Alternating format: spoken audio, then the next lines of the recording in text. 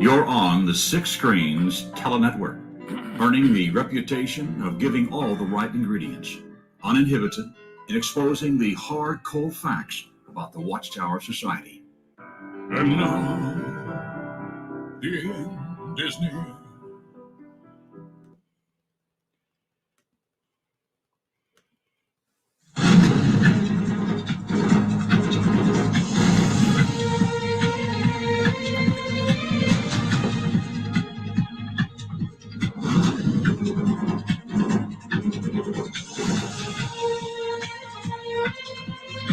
Well, here we go, another rockin' awesome Saturday night. Well, here it is, November 13th, 2021, and we are counting down the last days of the Watchtower.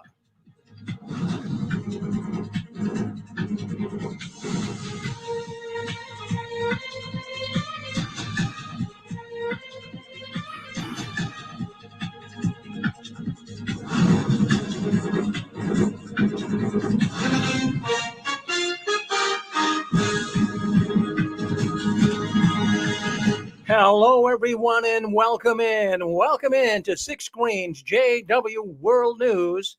Of course, this is the news the Watchtower doesn't want us talking about, but we talk about it every Saturday night and every other Sunday here on the Six Screens, and we're so glad that you could come in with us tonight.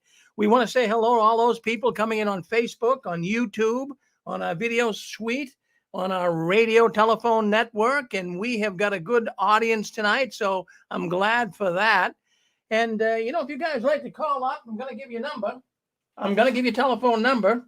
If anyone out there on the suite or on YouTube or on Facebook would like to call in tonight, get a piece of paper, get a pencil, I'll give you a telephone number, and you'll be able to call in. And for the most part, it's toll-free from pretty much all over the world. So the number here is 727-731-6701. 727-731-6701. And that'll get you in. You can speak up because, friends, that's what makes this program. It's the callers. It's the people that speak up. So if you can do that, if you can muster up the courage, and we've been hearing from some new ones here every Saturday night, I'd say for the last 6 months. So many witnesses are leaving the organization, and that is a good thing. Well, anyways, my name's Rick Farron. I'm coming to you from the apostate capital of the world. Well, that's up here in Boston, Massachusetts. We have got a lot of apostates up here, and I'm glad of it. And if you're in the Midwest or the Southeast or the Northwest, wherever you are, anywhere in the world, don't you worry.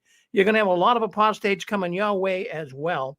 So hang in there. Don't get discouraged. There's more and more people leaving the Watchtower. Well, this is my favorite night of the week. I'm able to get you guys to come in. Let me just clear my throat. Hold on one second. Excuse me. Yeah, this is my favorite night of the week. This is when I go to the market basket. I get my cheese and crackers, and I invite you guys to all come in and be with me. And we can all sit around the campfire, as it is, and talk about what's going on behind the curtains of the Watchtower. I'm just going to mute some people here, so that way there we'll have a nice clear line. So anyways, I want to start off. We got a lot of stuff to talk about here tonight, so we might as well get right into it. You know, I search all week long. I try to come up with the stories that is getting the most buzz, the stories that are getting the most attention concerning the Jehovah's Witnesses. And, we got a number of them here tonight. In fact, the Watchtower Study Edition, January 2022, that's where I want to start off here tonight. And the reason is because that article in the January 2022 edition Watchtower, it's really honing in on the fact that Jehovah's Witnesses are going to be attacked. Here they go, fear-mongering again. I'm going to put a picture up. I'm going to put a picture up here. I want you to see it. If you're on YouTube and Facebook, I believe you will see it. So let's do this. Let me put this picture up. Just give me a second here to do it. And I want you to see this picture straight out of the Watchtower. And boy, I'll tell you, it's something else. That's it right there. I hope you can see it. Let's just see if you can. And let me just, what's right here? Give it 1 second. There it is right there. That is a picture. Can you see it okay? That is a picture there in the January 2022 Watchtower. And it's actually showing angels. I'm going to just see if I can hook the video suite up here as well. Just give me 1 second, folks, and see if I can't get that up here right now, and see if we can't get. Maybe I can't. We'll try a little later, but you can see that picture, and it's quite the picture. It shows the angels looking down on a house, and in the house is a young boy, and there's a girl. And what they're doing is they are actually studying the Bible. You can look through the house. They have like a transparent roof. And the angels are looking down. There's a SWAT team ready to enter into the house. And consequently, what they're trying to do is they're going to evidently bring the witnesses wherever, who knows. But that's the picture. More fear-mongering going on. During the Great Tribulation, the magazine says, Gog of Magog's forces will try to assault the Jehovah's Witnesses in their homes. But it says we can take comfort knowing that Jesus and his angels are aware of what is happening and will defend us. That's in paragraph 3. It says, when Gog of Magog attacks, why will we appear to be vulnerable? But what reason for confidence will we have? Well, they would look vulnerable, wouldn't they? There's no guns, and they do look vulnerable. And they're saying, wow, they're going to be attacked by a coalition of the nations, and God's people will be put in danger. The Watchtower does this, and shame on them. It scares the witnesses. It really, really does. And they're saying here that you will need to be convinced that Jehovah can and will deliver us. The nations, we see them like defensive sheep with no one protecting us. Well, that's what the nations are saying. They're defenseless sheep. And why would the nations even come after them? Think about it. So they're saying here in the article that the nations are making them easy targets. I rather think there's bigger fish to fry than coming after Jehovah's Witnesses. So a whole lot of angels are camped all around that house, and they're ready to defend God's people. That is the Jehovah's Witnesses. Well, I'm just thinking here, the illustration shows a Jehovah's Witness family that, of course, is studying, as we say, and they're ready to bust the doors down and arrest the family because they're God's holy people. I have a lot of questions about this. I really, really do. I have a lot of questions to this silly scenario that the Watchtower is painting here. In fact, let me just kind of list what my thoughts would be. Questions surrounding this silly scenario. First of all, who will have the list of all Jehovah's Witnesses and their home addresses? So we have the SWAT team here, it looks like, attacking this house. But when you stop and think about it, who has the list that they give to the government to go get the witnesses? And also, where are they brought after being arrested or killed? According to the Watchtower here, they're going to be arrested or killed. So where are they going to be brought to? And what will the angels do to prevent harm to God's people before and after this event? So these are questions that I thought of when reading the article. And why can't the angels attack that SWAT team or the coalition of nations before they arrive at the door? Now, that's a good question, isn't it? Why can't the angels stop it before they even have to frighten the witnesses to death? That's what I'm not understanding. These people are unarmed, they're untrained, and the nations, according to this article, are seeing the witnesses as an easy target. Now, I was in touch, or a person did send me some information concerning this crazy Watchtower, January 2022 study edition. And this man was actually a SWAT team operator, and he worked on a SWAT team for 2 years. And he would make entry on high-risk felony warrants. And, he got to know all about it.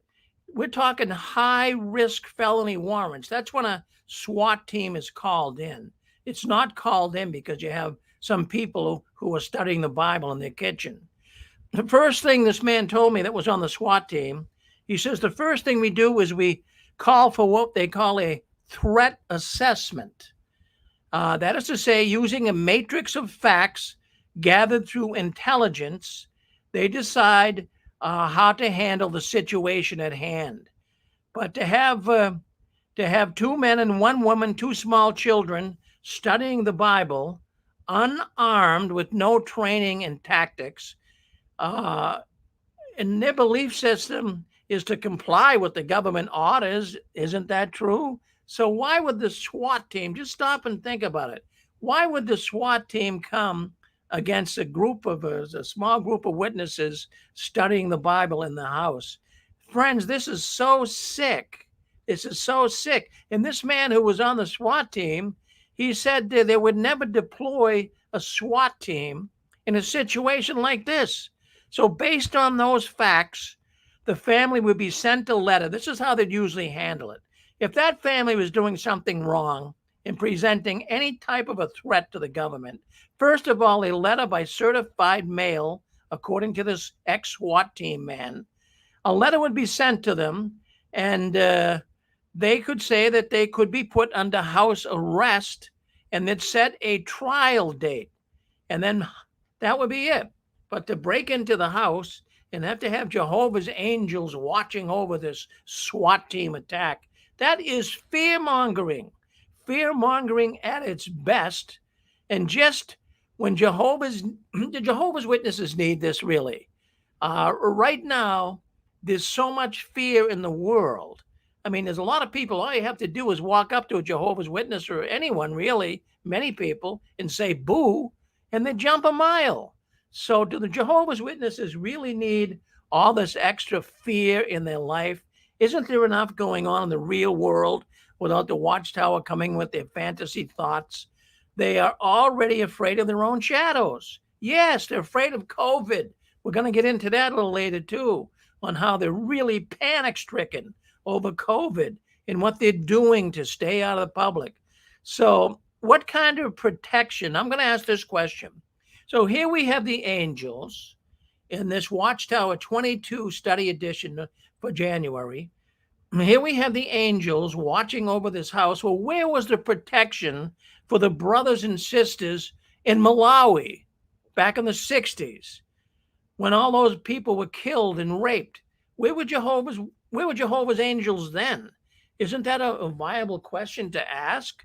And what about Jehovah's protection during a hurricane? Where were the angels then? We hear about many kingdom halls that get destroyed through tornadoes, floods, hurricanes. And how about the COVID virus? Where are Jehovah's angels here? Already upwards of 22,000 Jehovah's Witnesses have died.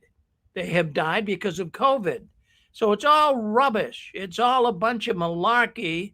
And, the one thing that does play in the Watchtower's favor is what happened in Russia when they were banned. And it did have pictures, you've seen them on YouTube and newspapers, where the Russian police would enter the kingdom halls or go into people's homes. And because they were definitely going against the government. But boy, these images still play in the minds of witnesses, and they see the same thing happening here, and it's only a matter of time. So, but the other thing I have to ask, here they're showing a Jehovah's Witness house being attacked by a SWAT team. How come they never depict the world headquarters being raided? Why do they never show, SWAT team going into the world headquarters?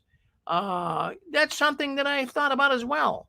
See, Jehovah's Witnesses, they create their own persecution. There's no ands, ifs, or buts about it.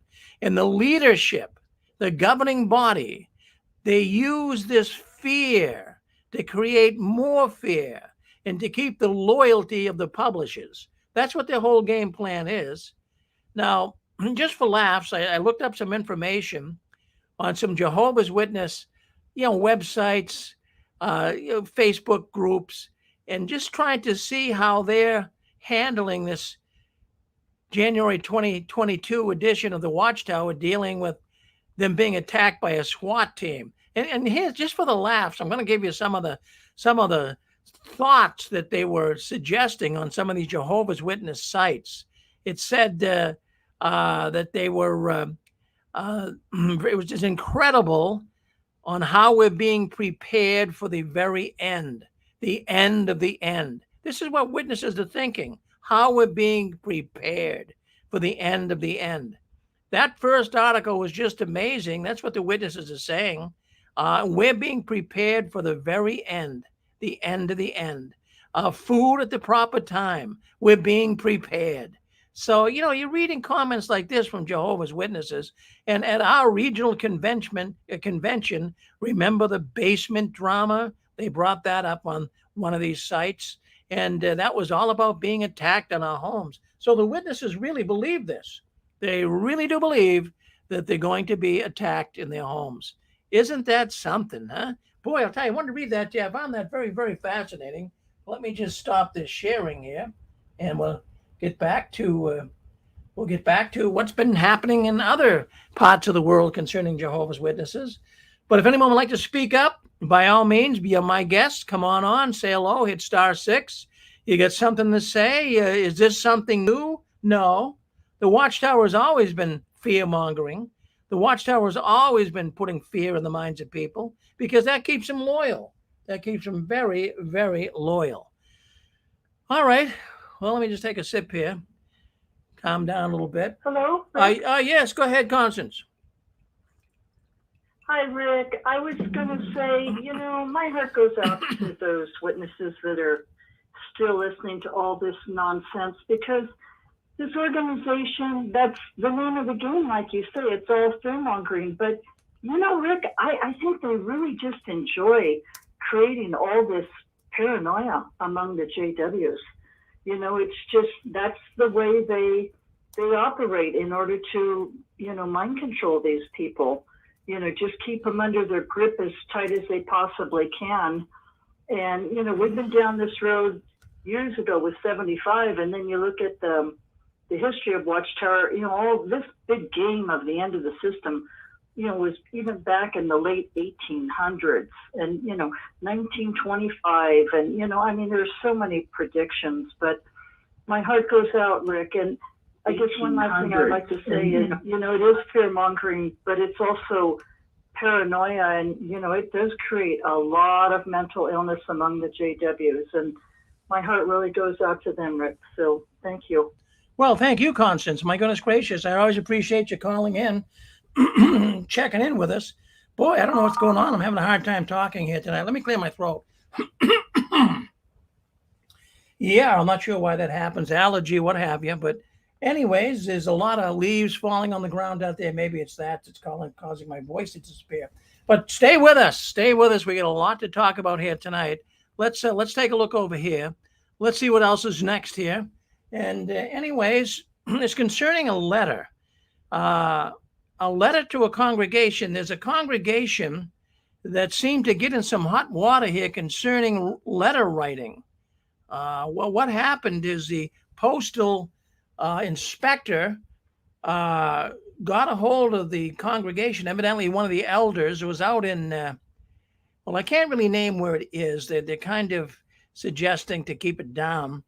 But this particular elder was talked to by the postal inspector for all of the different letters that are going out in the community. Now, we know right now, November, there's a campaign going on right now. The Jehovah's Witnesses worldwide are engaged in a letter writing campaign where they're writing letters to neighbors and friends and relatives. And what's happening here, it's really ticking a lot of people off in the community, and court, and even the postal inspector. I'm going to read you the letter, and this letter was sent out by an elder to people in his congregation. But let me read you the letter, and I think you'll find it very, very fascinating. It says here, we are We are now in our November campaign with our number 2 Watchtower 2021. We should keep our message in a positive light to our householder. The reason I bring this up is because brothers have received a call from they say the federal post office inspector. Well, I don't know if it was federal, but that's what the letter says here. But it could just have been local, but it could have been federal too. But they're ticking the post office off. Let's go with that. And it says it seems to be perhaps some outside of the organization may have used our letter writing for a negative purpose. Now they're blaming it on the apostates writing letters to people, evidently. So we have been asked to make the following adjustments to our message. Be positive, professional with your letter. Use a salutation like dear neighbor or the family name with our message. Show interest in the person or family who you're writing to. Highlight a thought from the scripture or magazine. Encourage the household to look at jw.org for more information on the subject that may interest them. But they're saying be positive, because evidently the postal inspector was getting a lot of complaints from people in the community that were not happy with these letters they were getting. In fact, we read on here a few weeks ago how one woman was so upset, she thought she was being stalked. Can you imagine that? So evidently the postal system is getting complaints concerning these letters. And so evidently what some people are doing, they're not putting, well, it goes on here. Let me read this and we'll talk a little bit about this. So it says in our ebook, well, that's a new book they have for the Theocratic Ministry School. And it gives a sample on how a letter can be used to copy various parts of how a letter can be used as like a template, so that you can copy parts of it and then send it to the householder. So anyways, let me just read you some of this. It gives a sample letter we can use and copy parts from it. In our midweek meeting on March 24th, 2019, it has a sample letter that we can use well. Notice it's only 1 page in length. I have attached a sample letter that you may utilize during this campaign. Feel free to copy and use it. So evidently some of these letters the householders were getting, they were just nasty. They weren't written right. People were freaking out. Who are these people? What are they trying to do? Is this some type of a spam thing? Is it some type of junk mail? What is it? Why am I getting all these letters from Jehovah's Witnesses? So some have asked, who should receive the Watchtower letters during the campaign? And the branch instruction is we should be including a Watchtower along with the letter if there is interest or return visits. And who would you be contacting to write the letter to? Family, friends, workmates, etc.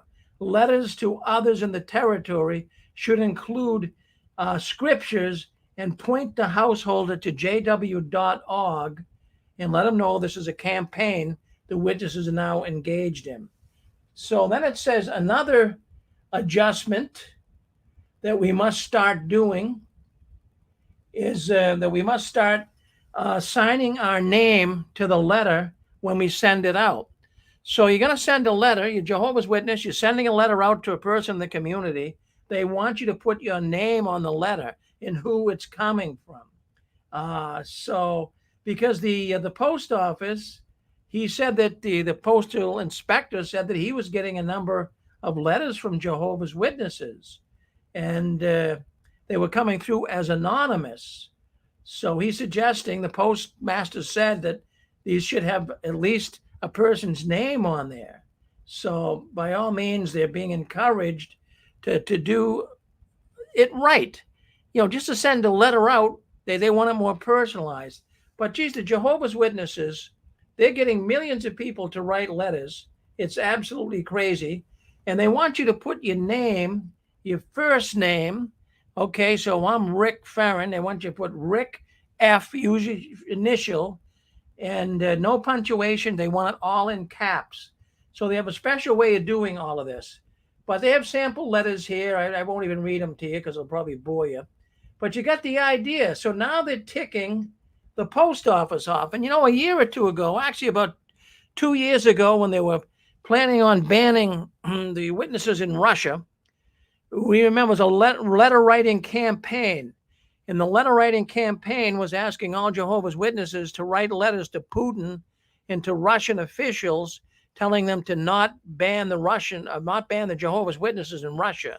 And you know what happened? The post offices in Russia got so filled up with letters, it was really a problem for the Russian post office. And there was even comments made about it back then on how it was overwhelming the mail system in Russia because millions of letters were coming in. So it's the same thing that's happening here.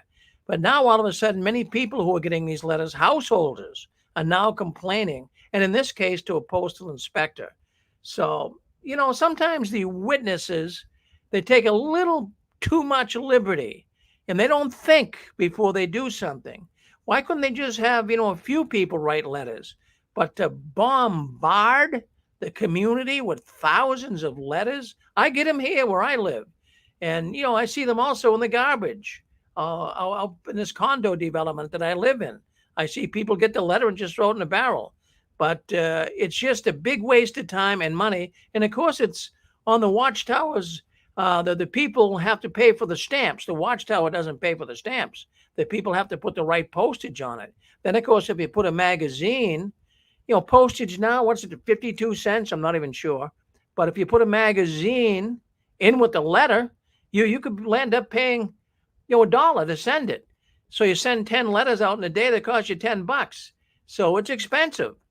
Thousands, in fact, millions of dollars have been wasted on Jehovah's Witness buying postage for these letters that they're sending out. You're on JW World News. Love to have you comment on this. Did you guys ever write a letter? I can remember writing a letter. I wrote letters to the government in Malawi. I can remember writing, in fact, I believe at one time writing letters to the government in Greece, in Rwanda. Remember, as witnesses, we all did that. Did you write a letter? You're on with us, New York. Go ahead. Well, I don't remember. I myself did not write a letter, Rick, but I do remember those campaigns. But the thing that I remember, did you ever get those phone calls back in the day? Because something I found quite interesting, and it happened to be my friend's sister-in-law. They're all witnesses, the family. She had some kind of automated call. You get these spam calls like from these car insurance agencies. This sister, Pioneer, I know for a fact she was a Pioneer. She has like a pre-recorded thing about Jehovah's Witnesses. She had a pre-recorded message, like a spam. Like I'm not going to quote the exact words, but she had a pre-recorded message that she sent out, like I'm a Jehovah's Witness, whatever she said, blah blah blah. Now, how do you count time for that? How does she count time for that? Sending out a spam phone call, because I got one. And I was amazed. I didn't know they were doing that. And I know the person who sent it out because of her sister-in-law was my hairdresser at the time. That was her sister-in-law. And I knew the person that was sending it out. So she, and I'm sure she's not the only sister who was the Pioneer, they had a pre-recorded message. So this was back in the day. I don't even know were cell phones out then or anything, but how do you count time for what? Going in the phone book and attach your phone numbers? How does the Pioneer, did they count that as time? They're very sneaky, as you said, but I'm just interested. This sister was the Pioneer, and they had a spam thing going on, a pre-recorded message, just call such and such, the whole spiel.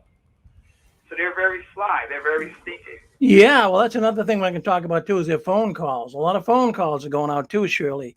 So yeah, but this was back. I don't know if they're happening now. I have to say, if they are, I don't know. But back in the day, like I said, this sister she was a Pioneer, and I'm sure she wasn't the only one. I'm sure they cooked up some kind of scheme, like these spam phone calls about in medical insurance and all that.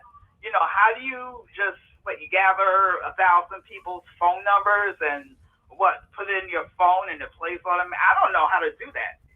I wouldn't know how to do that. So they figured out a way, and I'm sure however they counted that time for that, being that particular sister that I do know for a fact was a Pioneer. I mean, how do you, count your time for that? And I'm sure they did.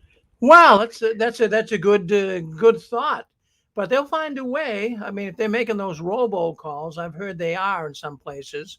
Right. Once they set a recording up and all of a sudden it just sends it out automatic, I'm wondering how they would count their time. I mean, they could take their time. I'm sure they were. Yeah. And the other thing that gets me is that one time I saw on my phone, and it said, it's funny, it actually said Jehovah's Witness on my phone. And I'm like, who the heck is that? Who the heck is this? And it was a live sister. And of course, she got into last days, blah, blah, blah. And then I came back at her with whatever I said at the time. But then it got kind of, I won't say heated, but I was just throwing questions back at her. Now, I don't know if that was her husband or they were in the hall, because a brother came on, because I guess he could hear what she was saying. And the brother came on, I guess because she couldn't handle my questions or whatever, and he got on too. So, and I was asking, like, I was raised in the truth. I was a kid in the 60s. I've heard the same thing since birth. Basically, I threw back at her. And then this brother came on because she really didn't have any comeback, and he got on the phone and started. So, I mean, how were they? I mean, they're counting point blank. If they couldn't count their time, they wouldn't be doing it. Point blank. Well, so, I mean, it's just a waste of time, Of course it is. Well, that's exactly right. But they're getting time doing it. And however they're doing it, as far as time is concerned, I'm not sure. But of course, the time requirements have been somewhat relaxed. During COVID, even a pioneer doesn't even have to get time in, really. 1 or 2 hours a month, and they can be considered a pioneer. They relaxed time for publishers as well. So, how they're getting their time. Many aren't getting their time. Many are cooking the books too. So it's all different, Shirley, than when you and I were in the witnesses. It's altogether different, really. That's why I like to point out to them, like, the Bible they will always agree that the Bible has never changed. But Rick, do you remember that picture back in the 30s or 40s when they had the Christmas tree in Bethel in the cafeteria? I'm sure you've seen that picture. Oh, sure. Yeah, I've seen it. Yes. So I always like to point that out to them. And the ones that I pointed out, I said, look, the Bible never changed, right? I always say, did this ever change? The Bible ever changed? Of course, they say no. So why did the witnesses celebrate Christmas back in the day, but now you don't? What changed? And they'll just go around in circles because they really don't know what to say unless they say that further study. But how can you rule somebody's life as a religion? Back then you do this, you do that, and it changes. But I always say, this didn't change. The Bible never changed. So where did this come from? And they'll go around in circles and then quote whatever scripture, but they never have a definitive answer because the Bible never changes. But we celebrated Christmas, now we don't. We never took blood, now we take blood fractions. But the Bible never changes. So where does this new light, as they say, new light, where is this coming from? Yeah. Well, you certainly would wonder. It's crazy, isn't it? It's not the same organization anymore, is it, huh? It isn't. But they never have any definitive comeback for that, because I always say they have no definitive comeback. Because I always like to give them the example, if you wanted to retire from your job early to serve better the need was great. And say, oh, I'm going to retire. I can retire after 5 years of service. And then the brother or sister fills out their paperwork to retire. They go to the HR department. Oh, no, Mr. Jones, you can't retire with 5 years. We now bumped it up to 7 years or whatever number, But I thought it was 5 years, blah, blah, blah. And this, no, we bumped it up to, 7 years. He waits 7 years. Okay, dope. What we have to do. Goes where he wants to do, and then another brother said, "Oh yeah, I retired from the post office 5 years ago." I mean, and then he would say, "Well, wait a minute, I tried to do that. Well, now it's back to this."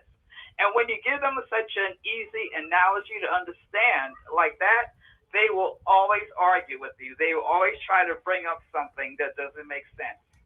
They will always try to bring up something when, in fact, they really can't. You're absolutely right, Shirley. You're absolutely right. Boy, I'm so glad, though, that you call in and you talk to us about these things. All right, who's on with us next? Go ahead. Hello, Rick. Yes, go ahead. Hello? Go ahead, yep. Can you hear me? Hello. Oh, well, my mum's been a witness all her life. Yeah. and she's 89, and she hasn't been to the hall for years and years because she got disabled with arthritis. So they haven't bothered with her, and she's lately been getting these letters, and she thinks that they're actually taking an interest in her. And I have to point out to her that it's not actually addressed to her, it's just to the householder. And she wants to get in touch with this woman who wrote to her called Caroline, who's written this letter. And it's just, they don't even know that she's a witness, and they're sending her letters. The whole thing's ridiculous. They haven't bothered with her for years. They never come and see her. My goodness. And they're sending her these letters. It's just incredible. They don't even know who the witnesses are. They've just forgotten her. Boy, isn't that It's something? completely absurd. Yeah. Yeah, so how... Also the thing with the vaccine. Yeah, the thing with the vaccines as well. They've been telling, my family members have been phoning my mum up, asking her if she's had the vaccine. And my sister got quite nasty, a bit kind of bullying. Have you had the vaccine? And I've actually shown my mum the evidence. I mean, she's 89, but she's not stupid.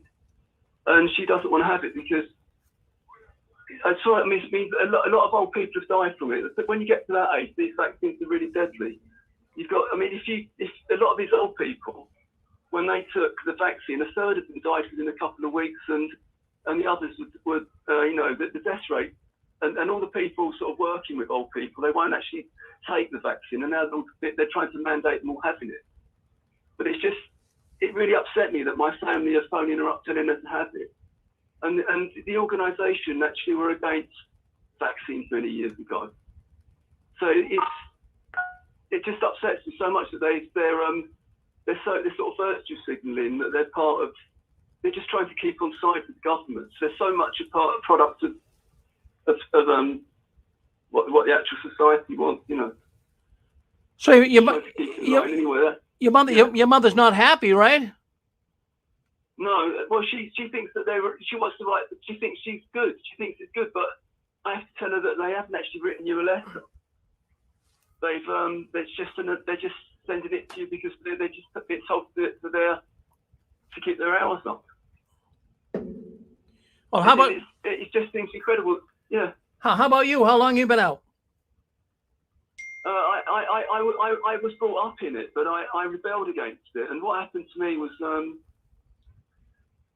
I sort of rebelled against it, and my sister got me to go when I was about 18, and I never got baptized. This goes to me. I wouldn't go on to work because I felt embarrassed wearing all their drab clothes. I wouldn't wear their drab clothes, and deep down I just used to go to the hall, and I kind of got drawn into it a bit, but I didn't really get involved in it.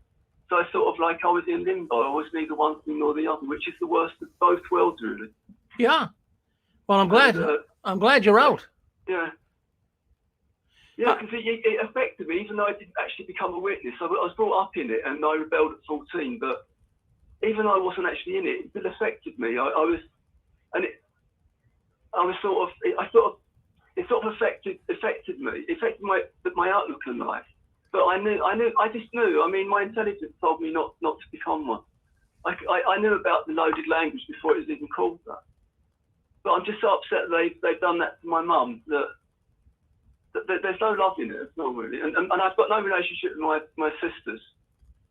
They're and when I had problems when I was younger, they didn't have any sympathy on this thing. I mean, they're not actually a very kind organisation. If for any other religion, my mother would have been looked after. So you're calling in. You're calling in from the UK, I believe, right? Yeah. I phoned up a long time ago. I phoned up, Ray, because the time difference is a bit. Yeah. Well, thank you for chiming in with us. Okay. Yeah. Well, we really appreciate it. Always good to hear from our friends over there in the UK. Don't you be a stranger now. Okay. Thank you. Okay. And what's your name, sir? Michael. I phoned him before. Oh, okay, Michael. Right. Okay. Yeah, I did. Thank you, Mike, for calling in. Appreciate it. Thank you, Mike. Yeah. All righty. Okay. All right, there you go. That's Michael. Always good to hear from the UK. Boy, I'll tell you what, we do this every Saturday night. We've been doing it now for 16 years. We have never missed a Saturday night. We've never missed a Saturday night. We are here because you are here. Wow, we got more stories to talk about here tonight. I'm glad you're with us. We're going to move on here. Now, the big buzz, the biggest story this week, the big buzz was the governing body update number 9. Yeah. Governing body member David SPLAIN, well, he thanks Jehovah for guiding Jehovah's Witnesses through the pandemic. Well, what we're going to do, did someone want to come on before we move on? We do have some other people who want to speak up. So go ahead. If you'd like to say something, you're on with us. Go ahead. All right. We got people in the green I zone. just wanted to say how nice it was to hear from that British brother and for him to take good care of his mom and make sure she has lots of tea and scrambled eggs and things, and maybe he can pray with her and read scripture to her. Well, there you go, Pixie. That's good advice. He's still listening, so he'll take that to heart. Thank you, Pixie, for suggesting that. Thank you. All right, that's Pixie. Michigan, you want to come in, Michigan? Yeah, go ahead, Michigan. Yep, go ahead. Yep. Per our conversation tonight on this letter writing and everything like that, if we look back in history the past hundreds of years, the Watchtower Society has passed out probably literature, magazines, books, handbills, pamphlets, invitations, I don't know, probably in the millions in terms of paperwork and all that. They've also engaged in letter writing campaign before, according to information I get. How do they expect to succeed this day and age with some letter writing campaign? They're on the internet. People don't pay attention to them on the internet. What makes them think they're going to pay attention to these letters that go out? I know that if I get a letter, I'm not going to be reading it. Yeah, Ken, it's a waste of time. It's a big waste of time. Nobody reads those letters. I've got some letters right here. I live in a condo complex here in Massachusetts, and I've got a number of letters, but, you know, they throw them in the barrel. When I go to the little post office they have in the front of the development here, you look in the barrel, these are Jehovah's Witness letters. Nobody reads them. Yeah. Well, I'm going to give you an experience that a guy, one of the witnesses told me when he was active in there.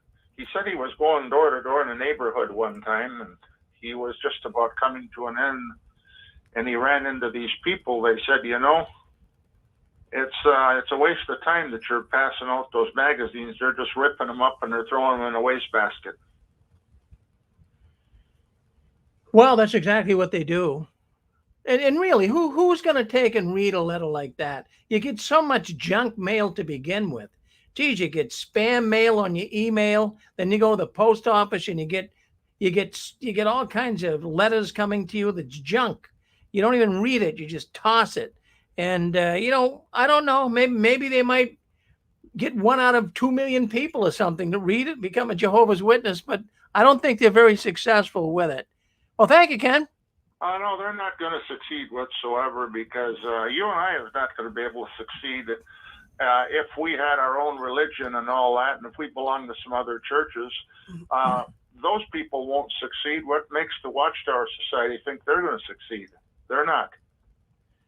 No, they're not. They're not, but they keep trying different things. I participated in it myself. I sat down, I wrote letters before too. And my former wife as well would spend time writing letters and thinking that was going to make a difference. But even all the letters they sent to Russia, how many of those letters landed up in the dumpster? Really, I'm sure the post office after a while, because they get so overwhelmed, they said enough is enough. This is slowing down the system. Too much. Every time they've had a letter writing campaign, they've been disliked. Yeah, it doesn't do anything for the PR. It really doesn't. Then we had a woman that I talked about a couple of weeks ago that got a letter, and it was anonymous. There was no name on it. And that seems to be what's irritating the postal inspector. And this woman flipped out. She thought she was being stalked. And geez, she was really having paranoia about the whole thing. So, you know, people just don't like letters coming in anonymous. If you get a letter in the mail, oh, we want you to learn the Bible. You don't know who this person is. You think that, and they're all handwritten too. They're handwritten. They're not, you know, typed out on a computer and printed. These are handwritten letters. Half of them you can't read because people's cursive writing is so bad. Yeah. Okay, you're on with us. You want to say something? Go ahead. Hello? Yes, go ahead. Hello. Oh, hi. I'm calling from Los Angeles. I'm a former witness. Regarding the letter writing, I just wanted to make note, the postal inspector is always federal, and it is a federal matter. Another thing the witnesses are doing, which I know has been perturbing the postal inspector, in order to save money, they're not putting postage on these letters and addressing it to and from, the householder, to and from, to avoid having to buy postage. But it seems like a small thing, but it's just demonstrative of the whole attitude and the way of witnesses, always looking for a shortcut. But it was so perturbing that they were considering, turning it into an issue of, avoiding, abuse of the postal system. Yeah, it has gotten to that point. Well, yeah, this particular elder that wrote this letter instructing the witnesses what to do, he told them to, make sure you put postage on it. Very much what you're saying here, sister. He told them to put postage. Yeah. Yeah. Okay. It makes sense, because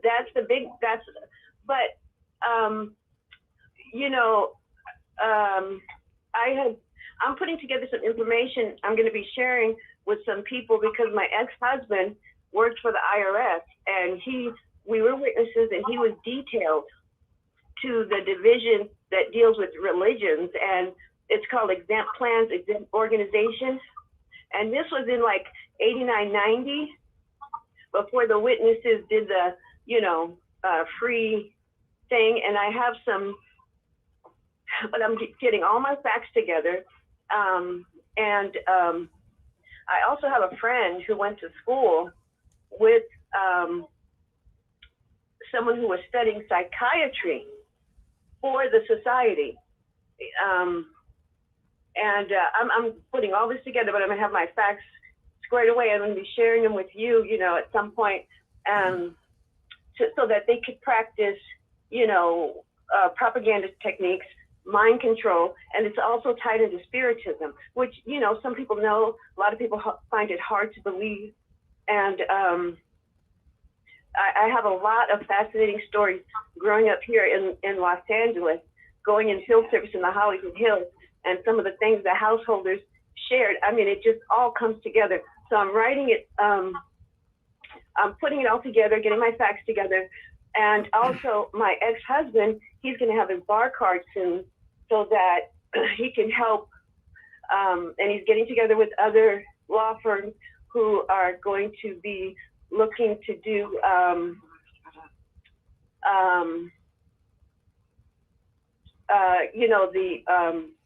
the big lawsuits. I'm sorry, I'm doing a million things right now. The class action lawsuits, witnesses for various things that we've all had problems with the organization. And so he's gonna their first order of business is to have some simple, easy, standard sort of briefs and things that they can file against that organization when they try to attack some of the, less funded, quote unquote, Jehovah Witness apostates, so that they can keep on going and not be stopped and not be held up, and they can keep, exposing the organization. So we're working on that, and I really admire your work, and I want to share some things with you, off the air, and then, we can gradually work this out, because I truly, I love God, and I see his hand in the expose. I see his hand in the expose of this organization, and it's coming to an end. And there's all these people working for the new order, the new world order, and they're all hand in hand. And the witnesses are part of that. And when God wants it all exposed, it will be. No one can stop it. So, well, amen to that, sister. No, I'm glad you're doing that research. It sounds pretty extensive. Now, listen, why don't you? Yeah, go ahead. I was gonna say, why don't you get a hold of me at jwworldnews@gmail.com? Yeah, write me, and you and I can talk offline, and we can put together some pieces here that can perhaps really expose these bums. But is this the first time you called Right. in? Did I hear you on here before? Yeah. Yeah. Yeah. No, this is my first time. I've listened for a few weeks now, but this is my first time calling. Well, thank you. Thank you very much for coming in and talking with us tonight. So Thank you for all your hard work. And I looked at all your older videos and things like that. And I just, I appreciate your spirit, where you come from, and all the callers and listeners. I'm so glad to see that, people are finding out the truth about this organization that has, the most disgusting part about it all is the lies about God, the lies about Jesus, the abuse of humans. But, I think of myself, and they lie as deftly, almost as deftly as Satan, Lucifer himself. He's behind this organization. Who can lie so greatly and use such mind control and spirit control without the aid of the father of the lie? And for a fact, he's behind this organization. The spiritism, it's all real. People want to doubt it. It's all real. well, thank you for thank you for saying that, because I'm with you. Satan is behind this organization. Now, a lot of witnesses leave, and of course they they don't believe in God. They don't believe in the devil. So they think we're crazy when we say Satan's behind it. Yeah. But who else could be this masterful? Who else could put something like this together to deceive so many people? It's Satan, the devil. And twist the scriptures though. Some call him Lucifer. Some call him Satan. It's the same entity. It's Baal. It's Yahweh, the desert god. He's all one spirit, and he's wicked. If you make a comparison of the traits of our Heavenly Father and the traits of the devil uses fear. Not to get spiritual or quote unquote religious, because I know this isn't the format, but we have to understand the spirituality behind this, because I feel sad when I see people who leave the organization and go to, they become atheists, because, one of our fellow former witnesses likes to quote a particular atheist who obviously doesn't believe in God, yet at the same time, you'll find him at a spirit worship session. And I won't name names here, but there's a spirit. Well, the thing is, but there's a way for it all come out. It doesn't. At the end of the day, I just feel like I realize that the truth is in the words of Jesus. He said that if you're not careful, you'll be made merchandise out of you. Now, these scriptures are all in the Bible, but we literally couldn't see them. Yeah. You know what I'm saying? Well, no, I do. Yeah, they're all there, and I've heard you touch on these things. Yeah. But we're the ones blinded, and we're pointing our fingers at every other religion, and all religion has good and some negative. But what do you do with the good you have? Yeah. What does the organization do? Every good thing that comes from that organization comes from the Bible. The lessons on morality, et cetera, for our own good. The goodness of God. Well, there you go. Well, I'm with you. I'm on the same train. Hey, get a hold of me. Write to me. You and I can talk offline, okay, sister? What's your name? Can I ask you? What's your name? I'm going to use the pseudonym. It's Chris. I'll just say Christine. Well, we write to me. Put Christine down, okay? Okay. All righty. I will. Thank you, Christine. Thank you for everything. Love your callers too. Well, thank you very much, Christine. We love you too. Thank you. Okay. All right. We've got who else wants to speak up? Looks like we got New York. Are you out there, Jeff? Yeah. Hi. There you are, Jeff. Can you hear me? Yes, you're sounding good. You put too much? Just use Jay. It's okay. All right, Jay. Yeah. Rick? Yeah. what happens? I love the program. I'm glad you picked up my number. Good. I'm having problems with my recharger, but I like what this sister said that spoke a lot of clarity. I just wonder, are these angels? Angels don't generally die, do they? Oh no, angels don't die. They have everlasting life. Even wicked ones? Well, the wicked ones are going to be doomed. I mean, right now they're living, but they're going to be thrown into the lake of fire here soon. And that means they'll be contained or whatever. Well, that means they'll be obliterated and won't be around any longer. So that's why if you have these kind of angels behind this organization, that's why there's such difficulty in fighting this mind control thing.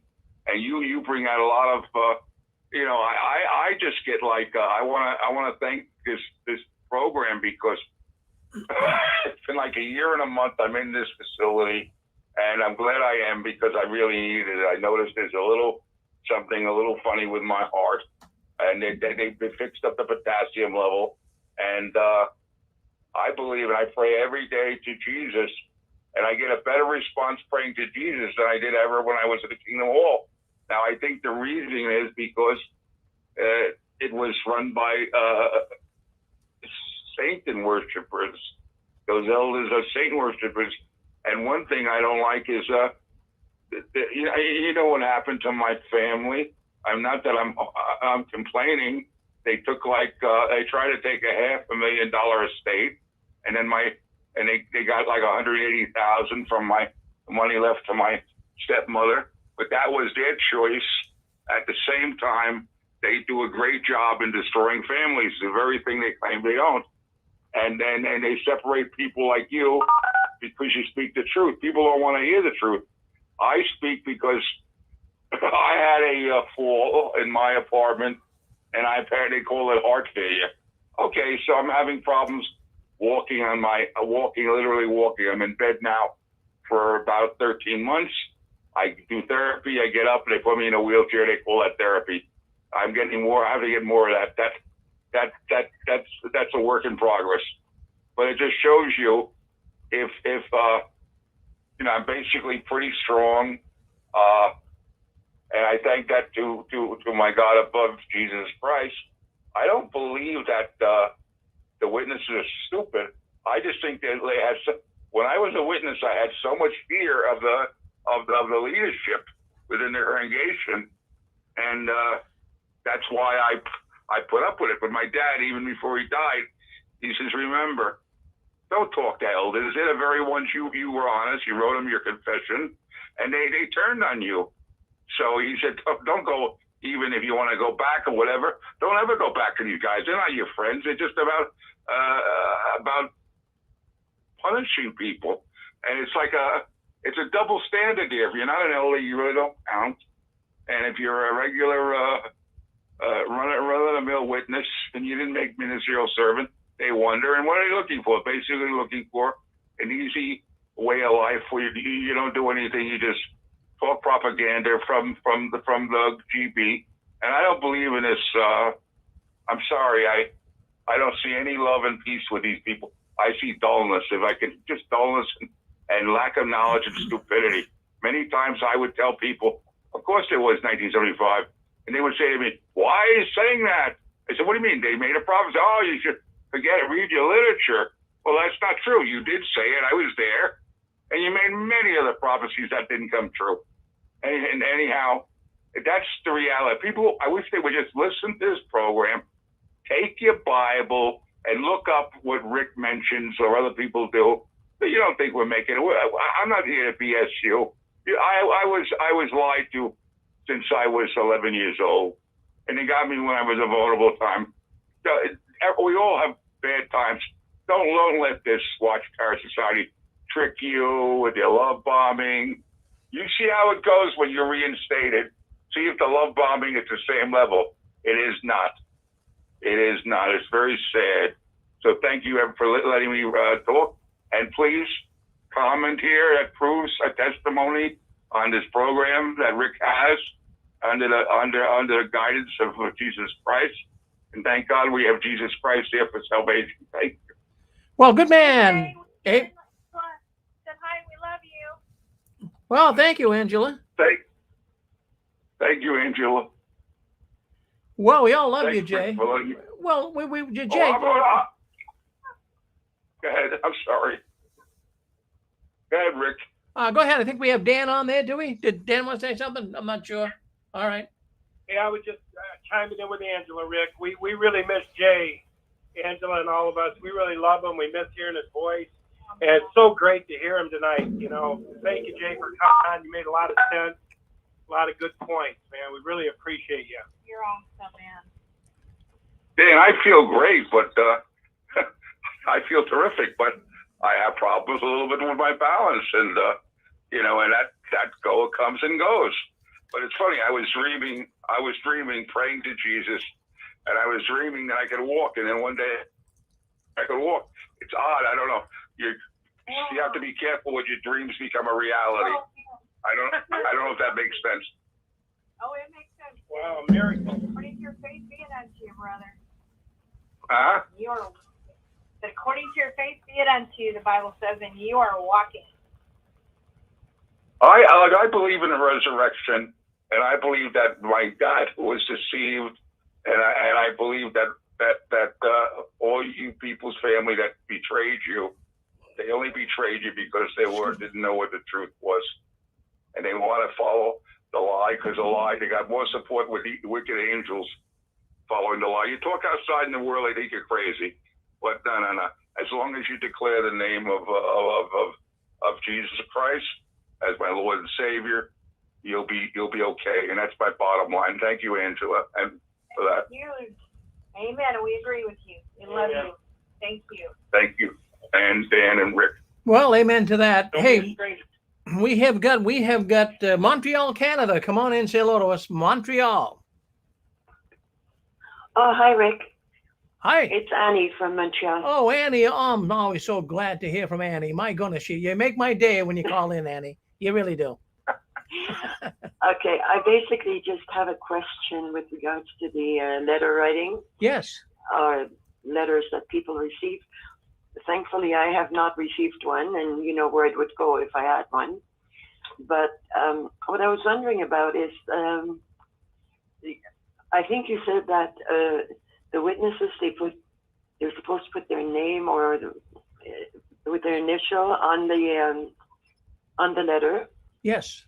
But do they in return, like they write to people, and then do they leave a return address, or do they just? Well, the postal inspector, he wants a return address. So the elder who wrote this letter out to the congregation, to the witnesses, was suggesting they put a return address on there. Now, in some cases, a Kingdom Hall can be used, but not all Kingdom Halls are letting the witnesses put the address of the Kingdom Hall on there. So they have to put their address. How do you feel about that, Annie? Would you put your address on there? No, but I was just thinking, because if it was possible, but people that are ex-JWs would obviously know what to do. But other people might. I was thinking just if everybody wrote return to sender, and turn the page around on them, in other words, return to sender or something like that. That was just my thought, but I think most people probably just toss it in the garbage or something. I was just wondering about that. I find it typical of Watchtower,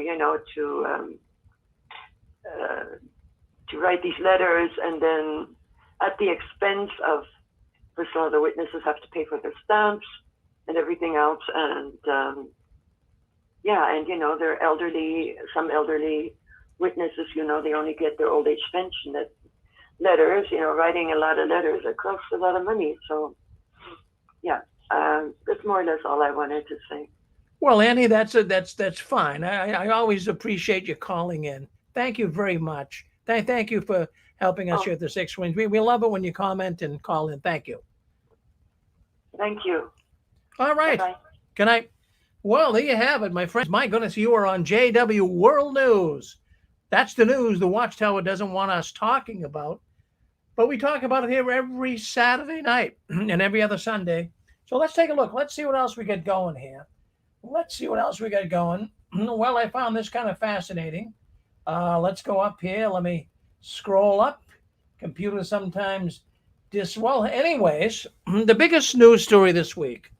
The biggest news story, the biggest buzz, it has to be these updates on JW Broadcasting. So, update number 9 by the governing body. Well, this guy, his name is SPLAIN, David SPLAIN. What a con man, I'm telling you. David SPLAIN.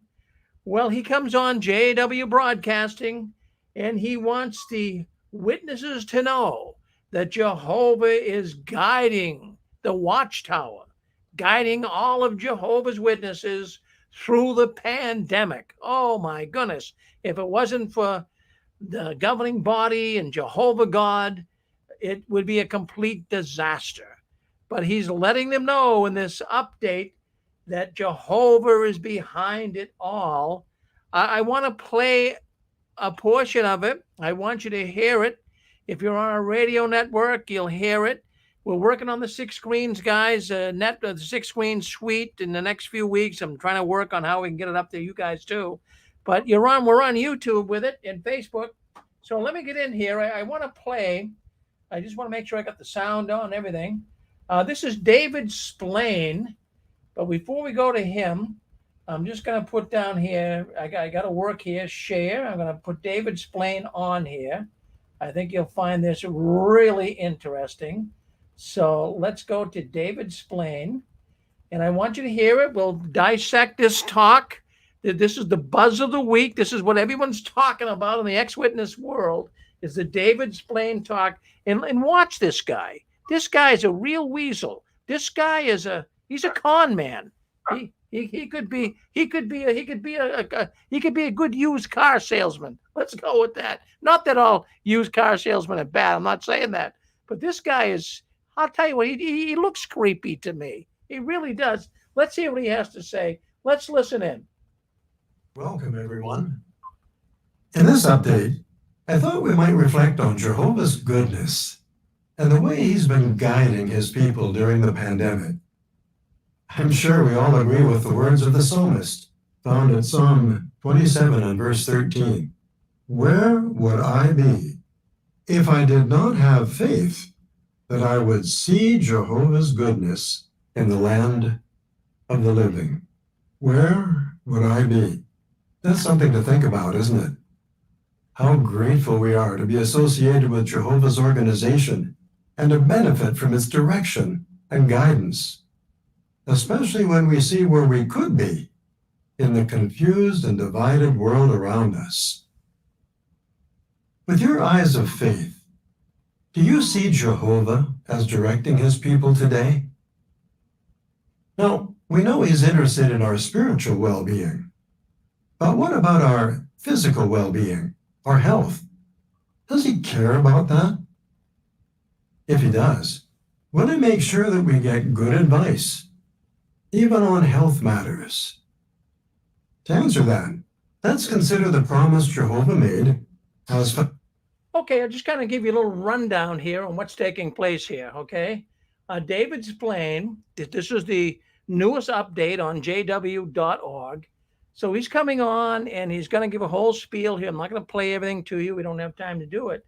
But David SPLAIN is suggesting that even when it comes to health matters, how Jehovah is really working with the governing body and working with the organization to give you the best direction.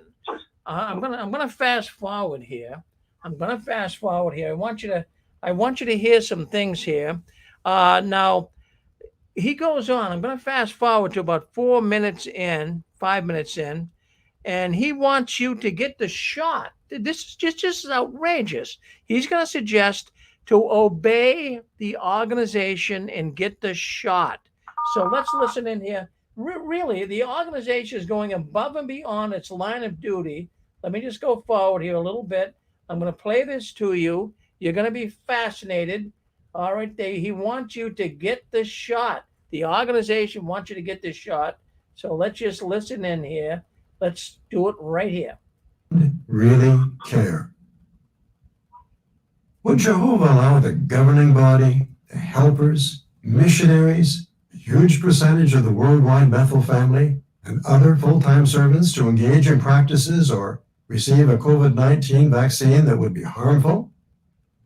Surely, Jehovah wants the brothers at world headquarters to continue providing spiritual food. He wants to make sure that the work continues at our branch offices and in the field. To do that, we have to be in the land of the living. And what about the prophecy that a great crowd which no man can number will come out of the great tribulation? Our God is definitely not like Pharaoh, who wanted to kill off an entire generation of Jehovah's worshipers. We are convinced that Jehovah cares about the health and safety of his people, and that he will guide us, saying in effect, this is the way. All right, what SPLAIN is saying here, he's telling you to get the shot. Now that is crazy. Well, what right does the Watchtower have here to get so deeply involved in your medical affairs? I know they deal with the blood, but they are so adamant here for you to obey. The governing body's got the shot, the Bethelites got the shot, the communities, the government officials, they're asking you to get the shot. Get the shot is what he's saying. Well, since when? This is ticking a lot of witnesses off. Not all the witnesses are going along with this. I'm serious. A lot of witnesses, like that man that just called in from the UK, his mother's upset over this. A lot of witnesses are upset that the governing body is pushing them to get the shot. They have no right doing that. Okay, I'm going to fast forward here.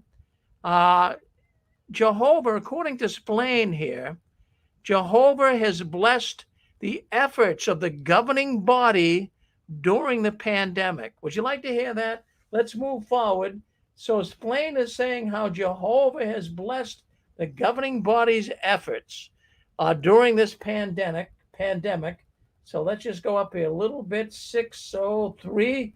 Give me a second. Okay, let's start right here. Listen to what he says. Jehovah's blessing. Oh my goodness, Jehovah's blessing the governing body. We always look for evidence of Jehovah's blessing to see whether we're on the right track or not. So, has Jehovah blessed our efforts during this pandemic? Yes, indeed. Well, of course, the pandemic has slowed activities for many of our brothers, especially in areas without good internet connections. Think of everything you've accomplished in recent months. Many congregations are reporting record attendances at our virtual congregation meetings. Inactive ones are returning to Jehovah, and how we thank God for that. Our memorial attendance for 2021 reached an all-time peak of 21,367,603. And many branches have reported new all-time peaks in the number of publishers. But that's not all.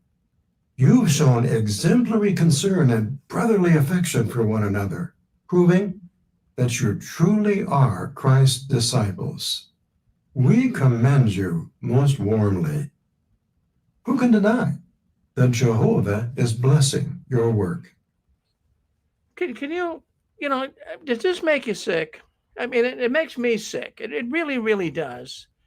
To have this man, then this guy, I can't get a warm and fuzzy feeling toward this guy.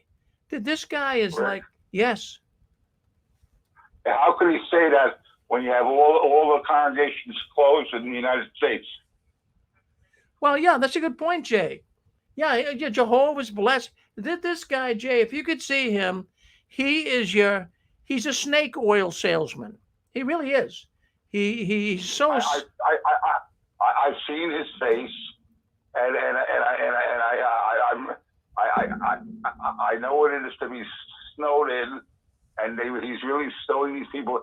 These people, when I was a witness, I had to live in fear and guilt at a certain level, and if I didn't feel good. But now that I'm out there, that's gone, and I feel great. So that's a very difficult thing. You walk around for 40 years, and you think guilt and fear are even supposed to be in your life. No. Happiness, joy, and the love of Jesus Christ is not living in a satanic mind control book publishing company. That's all they are, and how to take your money. They'll pat you on the back, and they'll steal your wallet. And that's an old saying. Thank you, buddy. Wow, good for you, Jay. No, in fact, yes, go ahead. Yeah, Rick, going along with Jay's thought, you know he's lying right through his teeth. Everything he said there was a blatant lie. They don't have those kind of record-breaking numbers. That's BS. And everybody knows it. He's lied through their teeth. It's just the opposite of the truth. Everything that comes out of their mouth is a lie. Thanks, Rick. There you go. Yeah, no, he comes across. Boy, I'll tell you what. I know, Dick, you always mention that guy Murdoch on the Trinity Network, on how he's always asking. How he's always asking for money and give money and you're going to prosper and all of this. This SPLAIN reminds me of him. Boy, what a con man. And, you know, I noticed, too, when he's talking, and you notice, too, I want you to see this next time I play it because we get some more clips to show. You notice when he's talking, he's looking up to Jehovah in the heavens. He's looking up to the heavens as though Jehovah's talking to him. This is crazy stuff. And the witnesses are sucking this all up. This is a pandemic. And Jehovah is blessing them. In fact, what they're doing is they're scaring the witnesses to death with the pandemic. I know there's witnesses that don't even want to go to work right now. They don't want to go to work because the governing body keeps saying, you know, stay home. You don't want to catch the COVID. Jehovah's protecting you. And you keep telling people this enough, people get very, very paranoid. You're on with us, California. I think it's Connie. Go ahead, Connie. Yeah, hi, Rick. You know, I was going to say I have to pull out my barf bag to listen to SPLAIN with all this because, you know, he is lying through his teeth. You know, Rick, it's what has always been said on this show. You know, just follow the money trail with Watchtower and you will find your answers. You know, they have stock in all four: AstraZeneca, Pfizer, Moderna, Johnson & Johnson. They have stock in all four of those big pharma corporations. That's why they're pushing this agenda to have everybody get the jab, Rick. That's what it's all about. But of course, they're not going to tell you that. You know, they don't want to tell you that. They got to try to sound like they're, you know, really love all the brothers and sisters. Yeah, wait until they have all the side effects and the deaths that have been happening with all of this. And, you know, Rick, if my friend Sharon, who's from New York, if she's available, she sent me something very interesting. I know she's listening in. That Watchtower is a PPE supplier. So, Sharon, are you there? Can you star 6 and share that with the audience, what you just found out? I'm not sure if she can, but PPE, Rick, PPE is personal protection equipment. She sent me something that Watchtower is a PPE equipment supplier. See? Yeah. So, you know, they have their hands in the cookie jar. And that's why they're pushing this agenda for everybody in their congregations to get the jab. Well, we have brought it up, Constance, that there are organizations receiving money, religious organizations receiving money from the United States Health Department, and consequently, I think. She is, Rick. Okay, go ahead, Sharon. Hi, Rick. I got a meme the other day from a company that's in Hicksville, New York, and I went to the site for it, and it says Watchtower Company. Now, every time somebody has come up with something to do with Watchtower, they always sue because they have the rights for that name. And there was a video of how they were talking it out all over the world, PPEs. which is the personal protection equipment, like N95s. Yeah. And that's what they're involved in also. So here they are telling all these JWs to go get the shot. They have stocks in every one of the companies, and they're also supplying all the PPEs as well. And also, I believe they're getting. I believe also they're making money from the United States Health Department. Yeah. Yeah, for the use of the parking lots, they get paid a fee. Yeah, that's right. Okay, let's Sharon, you hang on with us. We get some more people. They might want to talk to you. Go ahead. We got North Carolina. Come on in, North Carolina.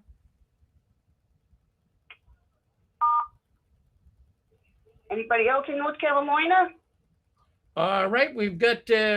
All right, I guess that's it. I mean, okay, fine. We just had a bunch of people come on, then they disappeared. But anyway, Sharon, that's good. Yeah. Yes, go ahead. Rick? Yes. Yeah, just a quick thought. I took the Moderna shots as soon as they came out, and when I saw my doctor, they sent me down to. They put me on a machine that can tell if you have blood clots or not. Because I never had blood clots, and I had blood clots. And Connie just mentioned side effects. Well, absolutely, there's side effects. And some of those side effects, a blood clot could hit your brain or your heart, you're dead. And, you know, I had blood clots because I took the Moderna shots. Wish I never took them, but it's too late now. It's too late now. The Watchtower would be blood guilty if somebody took the Moderna shot, had blood clots and died.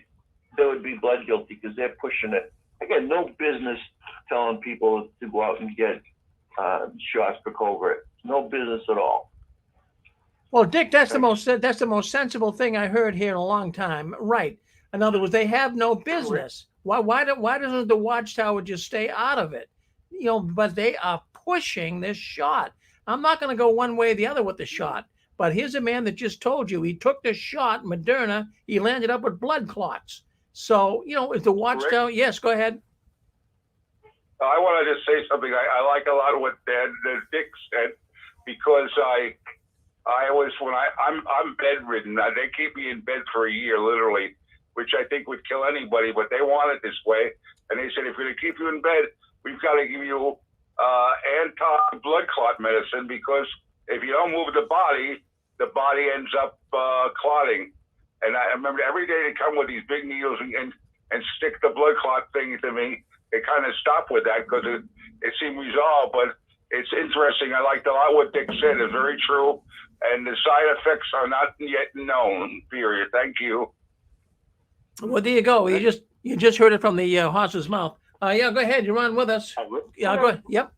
Rick, I have a quick question. Sure. What percentage of the witnesses are the world population? They say, what do they normally say? 1%? It's about 1%, I believe. Yes. Okay, if you do the math, 1% of 8 or 9 billion people is not 8 or 9 million. 0.1% is 8 or 9 million. So if it was 1%, there should be about 80 or 90 million people. So anybody can quickly do the math on their phone or whatever they want to do, but they are not 1%, it's 0.1%. And I've always recall hearing that the witnesses said they're 1% of the world's population. They're yes. Not, they're 0.1%. Yeah, so it'd be about 1/10 of 1%. Yeah. Ask a question, Rick. Yeah, go ahead. Well, how much does this shot cost? I heard one figure. Does anyone know, Constance or Dick, how much do these shots generally cost, like on average? They're free. I know, but what does it cost the government? Well, I heard $350, but I don't take it to the bank and cash it. But that's no. That's the figure that I heard. It cost the government $350. Yep. Hey, no, yeah, thank you. Hey, Rick. Yes, Randy. Yeah, I just want listening to you play that tape of SPLAIN bragging about how they feel like they're blessed by Jehovah with all their increase and everything, which we know that's a lie. But even if it was the truth, it reminded me so much of householder I had bragging to me out in service one time. You remember we were always taught to try to overcome their objections, and usually I always heard, "Oh, I'm happy in my religion." So I'd start off my presentation. Well, we hear a lot of people that's happy with the way they serve God, but the really important question is, God happy with it? And this one elderly man, he was up in his 80s. He says, "Oh, yes, sonny, I'm sure God's happy with it. I have this 220-acre spread. I have 4 children, so many grandchildren. I'm 80 years old." And he's just telling me all, and I feel so ashamed at what I told him. But it's the same thing I would tell SPLAIN now. I said, "Well, you remember there's that scripture, God makes it rain on the wicked too." Yeah. Very good, Randy. Well, there you go. Well, Randy, you ought to be. Listen, we have a new program coming up here in the next couple of months. It's called Apostate's Got Talent, and I want you to be a comedian on that program. So stay tuned. I've really felt terrible many times after, thinking about me telling that older man that, because that was so rude for me to say that to him. Well, you're a hot duck, Randy. Don't you ever change. You're a comedian, and you do good at it, too. You really do. Thank you. Hey, thanks, Rick. Hey, can I mention one other thing? And I don't know if anybody else is having this issue or not, but last week and this week, too, I'm having trouble kind of hearing. I have to turn my volume way up for you, and when you play your records, it doesn't come in very loud. Now, all the callers are coming in crystal clear, nice, good boosting volume, but it's real weak when I'm listening to yours. Maybe some of the other callers can tell me if they're having the same issue. Huh. Randy, I have it sometimes on my LQ 5 phone, depending on what part of I'm sitting in this hospital, and it's less than 5 years old. I have a lot of problems hearing generally, and I don't know I don't believe it's age. I believe it could be the medication. So I just put that out there too. Right, I'm on a landline though, but like you and Christine and all the others that's been calling in, it sounds. I mean, really, the volume's really loud, but like Rick's volume is really low, and when he plays the recording, it's kind of low too. Well, thank you. Because I didn't. Well, thank you. Because I didn't sign up with Watchtower Mobile. I signed up to T-Mobile. Well, there you go. But I'll tell you, Randy. I mean, I'm not sure why that is. Thank you for suggesting that, at least saying that. But I've got a very expensive phone. It's a landline. It's an $800 phone, and I'm not sure why that would be happening. I got the volume up as high as it can go, but I'm coming in very low. Is that right? Yeah, yes. Do you have a way to turn not the volume of what you receive, but the volume of what you put out? I don't know if you're splitting it through, how you're splitting it or patching it into the internet. But if there's a way to turn it up there, it would really help, because everybody else comes in just crystal clear. I mean, super loud. And but like even when you play the opening song, or like SPLAIN, it's kind of low. I mean, I can turn my volume way up, and then I can hear it, but it still sounds like you're talking through a can. And then when everybody else comes in, then I've got to turn my volume back down, because they're nice and they're kind of a normal sound. Wow. You know. Wow. I'll tell you, I'm not sure why that's happening, but I'll look into it. I've got maybe somebody else can say if they're having the same problem. I mean, if they're having. And you're just listening in on the phone. You're not on the suite, or you're just on the phone. No, I'm just on the phone. All right. Does anyone else? I mean, am I coming in? Can someone please let's get this settled right now? Am I coming in good enough? Am I loud? Am I low, or what? Yeah, You sound better now, Rick. Hello? With a broadcast voice, and you got quite a bit louder with that. Can anybody hear me? We got go ahead. We can hear the lady. Go ahead, sister. Okay, you can hear me. This is Yvonne Kunkel. And please not as good as Rick. Hold on, Jay. We got a woman coming on. Go ahead, Yvonne. Yes, just a couple of. Can you remove the Grinch off of the screen for us, please? He's annoying. Remove what? The Grinch, the SPLAIN dude. Well, we're gonna play more of him. That's the problem. So. But he's so ugly. Us looking at him for so long, he's ugly. Well, no. Make him go away until well, you need him again. Well, as soon as when you need him again, then bring him back. Okay? Well, just put your blindfolds on. It is a mystery. They have so many handsome young brothers, and the best they can do are these guys. I want to say one more thing. And Sanderson's getting married to some beautiful young sister, and he's eating good in the neighborhood. So I don't know. They think they're pop stars, but they need to. I don't know. Rick, can you hear me? Yeah. Yes, I can, Sissy. Can you hear me? Yes, Yvonne. Yep. Okay. I want to let you know also.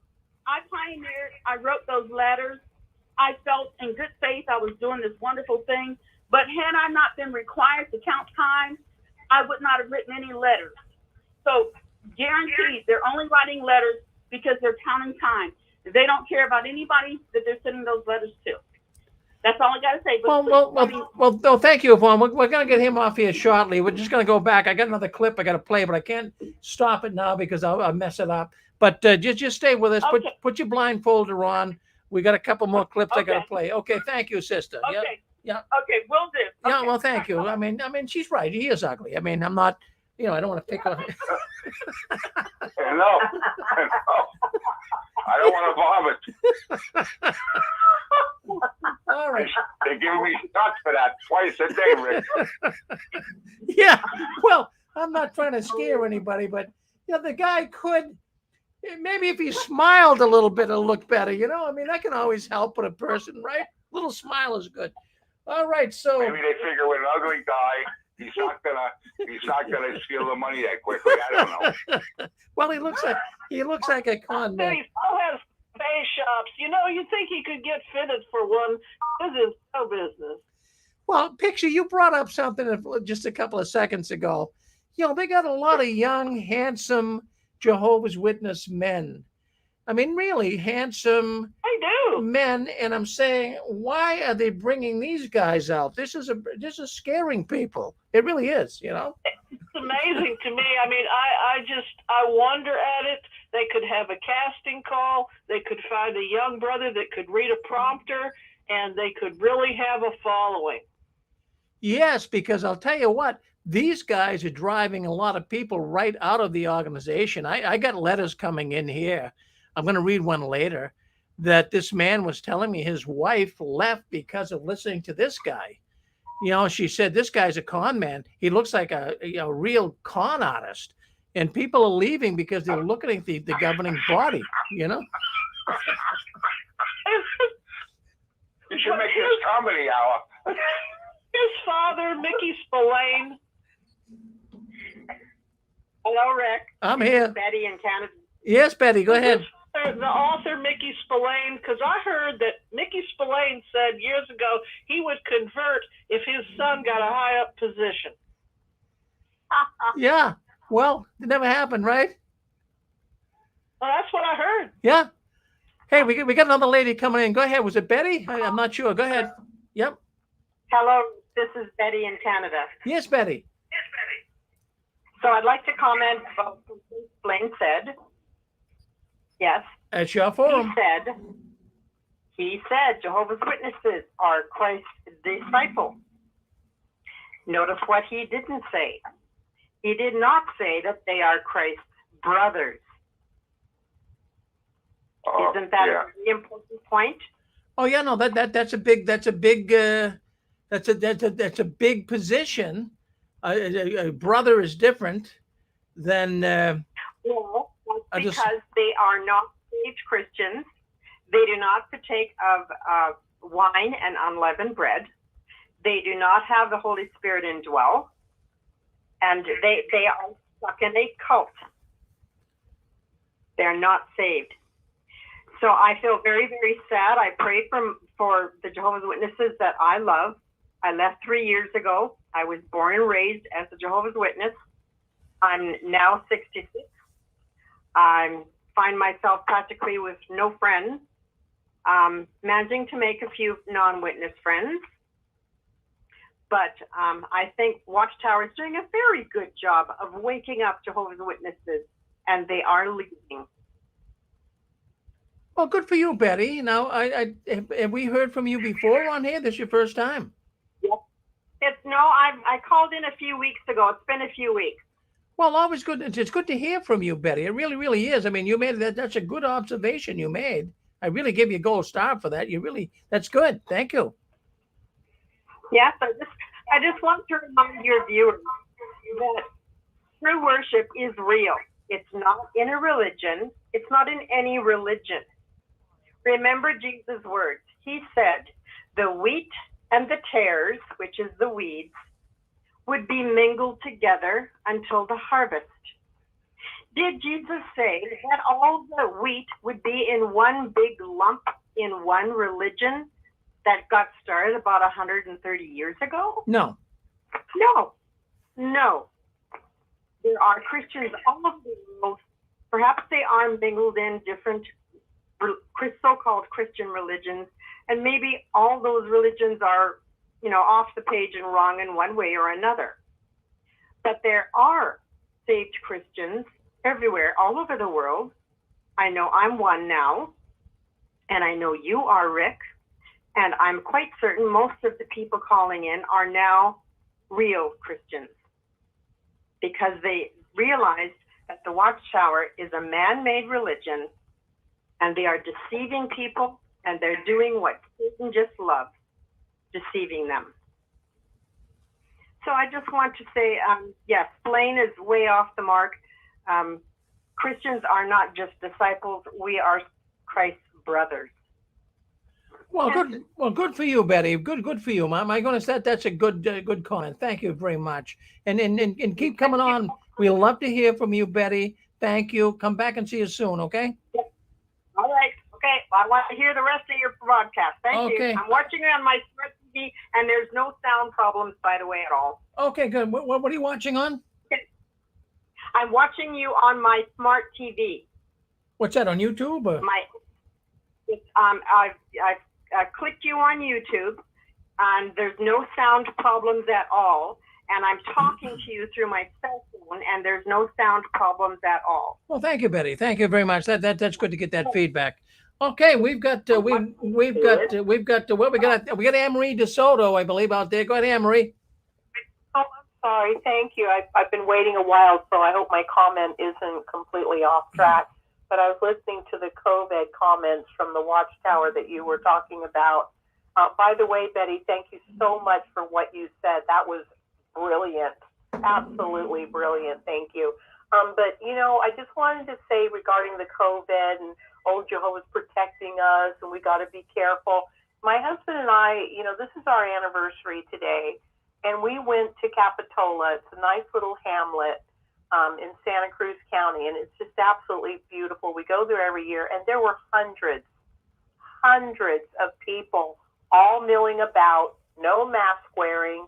They're with their dogs, their babies, old people, young people, teenagers, happy little tiny kids surfing. Everybody was out and about. All the shops are open, and everything was just so relaxed. The ambiance was perfect. A few police officers are there just in case. The only thing we saw is a ticket for somebody parked illegally and a cop sitting with a lost child. That's the only involvement the police had. No mask requirements or anything. Sometimes you go into a shop and they ask you to wear a mask, but it's all very relaxed. These guys are all happy, healthy. Nobody's sneezing, coughing, or looking ill. So who are they being protected by? Who are they being blessed by? Thank you, Rick. Well, that's good, Anne-Marie. Thank you very much for chiming in with us here tonight. My goodness, lots of people checking in with us here tonight on the 6 screens. We always appreciate it. Yes, go ahead, Dick. Yeah, just a quick one. I've got a going along with what Betty was saying. I have a T-shirt that says, "It's not the religion, it's the relationship." That's the relationship with God. Thank you. Well, that's exactly right. It's a relationship. And, you know, I'm a Christian man. You are, Dick. Betty is, and Anne Marie, and a bunch of other people that come on here. But we have other people too that aren't. But we're not going to, you know, be in your face. We're not. But it's just that we happen to be Christians. And many people, when they leave the Watchtower, they aren't. But I'm not going to pick on you. We know that the Watchtower has spiritually abused so many people that they don't want nothing to do with religion. But, you know, I don't want to leave God. I still love God, and I still have a hope for the future, and only time will tell. I want to get back. I want to get back to SPLAIN, Con Man SPLAIN. I want to get back to him. Let's get back in there, and I want to play. Hey, Rick, if you notice that what he said about the internet, people who have slow internet, that took me back to when the internet first came out in the early 90s, and I wasn't going to the meetings then, and my mother made it a point to me, to point out to me that they pointed out at the meeting, the Kingdom Ministry or whatever, you know, that they announced it at the hall, that the internet is getting famous, and brothers and sisters, they were admonishing the brothers and sisters, stay away, yet they had their website then called the Watchtower Bible and Tract Society, but yet they admonish the brothers and sisters to stay away. Now they rely on it, jw.org. You need your iPad to follow along. But back then, when it first came out, my mother made a point to tell me, oh, the internet's getting famous, and we heard at the meeting to stay away, stay away. And when they were saying that at the meetings, they already had their website. You know? Shirley, how do you make sense out of nonsense? That's crazy. Yeah, exactly. You know, stay away, but yet they were a part of it. It's like you tell us to stay away from the world, but their website at that time, they didn't have the jw.org. Back then, they were Watchtower Bible and Tract Society.com. They were in it, but warning from the stage to stay away. Well, there you have it. Well, what we're going to do is we're going to thank you very much, Shirley, for checking in. Well, always good to hear from Shirley. We're going to go back to SPLAIN. My goodness, he is moving into another phase of the pandemic. He first of all has said that Jehovah is blessing the governing body, blessing the Watchtower, blessing the Jehovah's Witnesses during this pandemic. And now also then moving into another phase of the pandemic. And let's hear what he has to say here. And you'll find this very fascinating. Listen in, and you'll like what he has to say in kind of a negative way. Let's see. Pandemic. Wasn't it exciting to see the recent JW News article about the pilot program to resume in-person congregation meetings in selected lands? It's been a long time since we've been able to be together in person. You might be wondering, what led up to the pilot program? Governing body committees have been prayerfully evaluating when. What he's talking about here is the Jehovah's Witnesses are going to be meeting in person, but it's going to be through this pilot program. In other words, not everyone around the world is going to start meeting as they used to in Kingdom Halls. So they selected certain countries that the witnesses will meet in, and it's what they call a pilot program, and just seeing how things can be acclimated and how people can get used to going to the meetings again. But let's see, I got a lot to say about this, a lot, believe me. But let's listen to this con man as he gives us a little spiel. And how to resume in-person meetings safely. Earlier this year, it didn't seem to be the right time to start. Vaccines weren't available in many lands. Infection rates were high, and the Delta variant was rapidly spreading. But in September, the situation started to appear more hopeful, at least in some areas of the world. In October, 17 branches were approved to participate in a pilot program to resume in-person congregation. I'm going to stop right there. It shows a graphic, If you guys are on YouTube and Facebook, I believe you can see it. But it shows a graphic. He says that a number of branches have opened up and they're willing to go along with this pilot program where they can bring witnesses back in person to Kingdom Halls. So I'm looking all over the country here, all over the world. We got in Australia, we got a number in Africa, we got a number in South America, we got up in Greenland, we got up in Canada one. Nothing in the U.S. Not one congregation is opening up in the U.S. What's the matter with the U.S.? We're not, I mean, seriously, what is going on here? I believe what's happening here is they're scared to death to open up the Kingdom Halls in the United States. They know so many people are just fed up with the Watchtower. They're afraid there'll be too many empty seats. But I'm looking all over the world, nothing in the United States, nowhere, no place, coast to coast, up and down, nowhere in the United States are they opening a Kingdom Hall. So I wanted to bring that out and bring it to your attention. Let's listen in and see what else this con man has to say. Congregation meetings. These branches represent a variety of circumstances and continents. Africa, Asia, Australia, Europe, North and South America. Now, the branch committees in all these countries need to consider carefully what the local government regulations are for such indoor gatherings as our congregation meetings. Oh, wait a minute. Wait a minute. Hold on one second here, Brother SPLAIN, if I could call you that. Church is a meeting. Do you guys watch sports at all? Did you see the World Series just a couple of weeks ago? Thousands of people, 80, 90,000 people meeting in a sports stadium.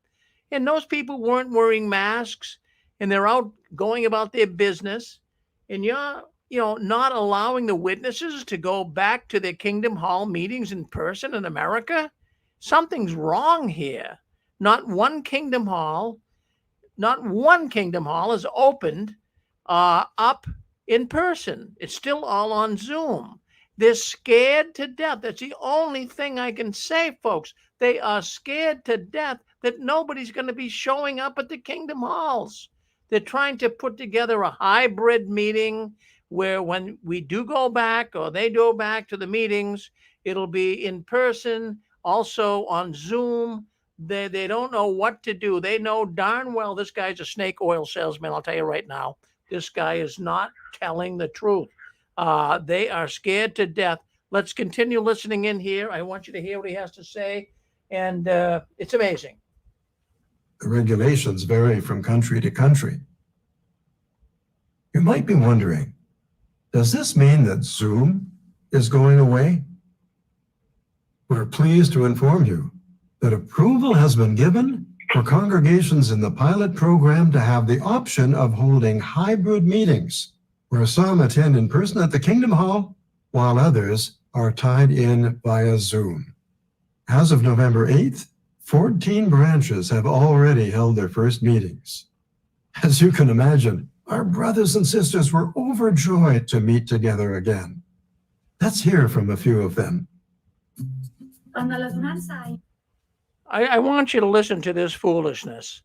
I really do. You guys, this is all propaganda. It's you're gonna hear from some brothers and sisters that are going back to certain Kingdom Halls around the world, and they're so pleased. Everything I'm reading on some of these ex-witness sites, the witnesses don't want to go back. They don't like going to the Kingdom Hall. They'd rather stay on Zoom. This is all propaganda at its best. There's showing Kingdom Halls all around the world. I want you to listen in. We won't play a whole lot of it, but just listen in to what the witnesses are saying as they're going back to the Kingdom Hall for the first time. Now, let me tell you something. The Watchtower has a great marketing company behind them. They know how to market. I'm gonna give them an A+. They know how to market this whole thing. They're gonna tell you how happy people are. It's amazing. We can see our brothers and sisters in person. It's emotionalism. The Watchtower deals with emotionalism. They try to connect with your emotions, try to look beyond this as you hear all of this. So let's hear what the witnesses are saying as they're going back to the meetings for the first time in 18 months in person. Let's see what they're saying around the world, and not here in America. It's Africa. It's all over the world. It's not here. Hear what they have to say. When it was announced at the midweek meeting that our congregation had been invited to hold in-person meetings as part of a project, I was so happy that I jumped out of my chair for joy. It was a tremendous emotion. Jumped out of my chair for joy. That this is not what I'm hearing. Have you guys been on Reddit or JWN where people write, ex-witnesses as well as even witnesses? PMOs are in there writing. They don't want to go back to the meeting. This woman's jumping out of her chair with joy. I don't believe it. Listen in. I couldn't believe it. That was actually happening all of a sudden out of nowhere. We're coming back. And we walk in the hall and you're like, these are all my brothers and sisters and we're all together. You just felt like you're at home.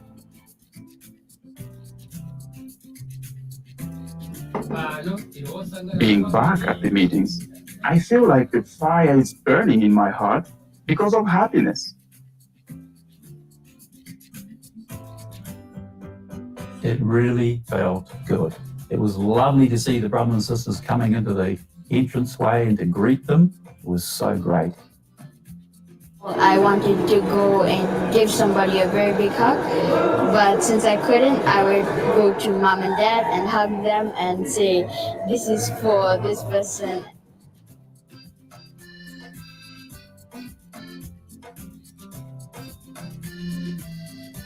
Being able to be at the Kingdom Hall, I had to pinch myself to make sure I'm not dreaming. Pinch yourself to make sure you're not dreaming.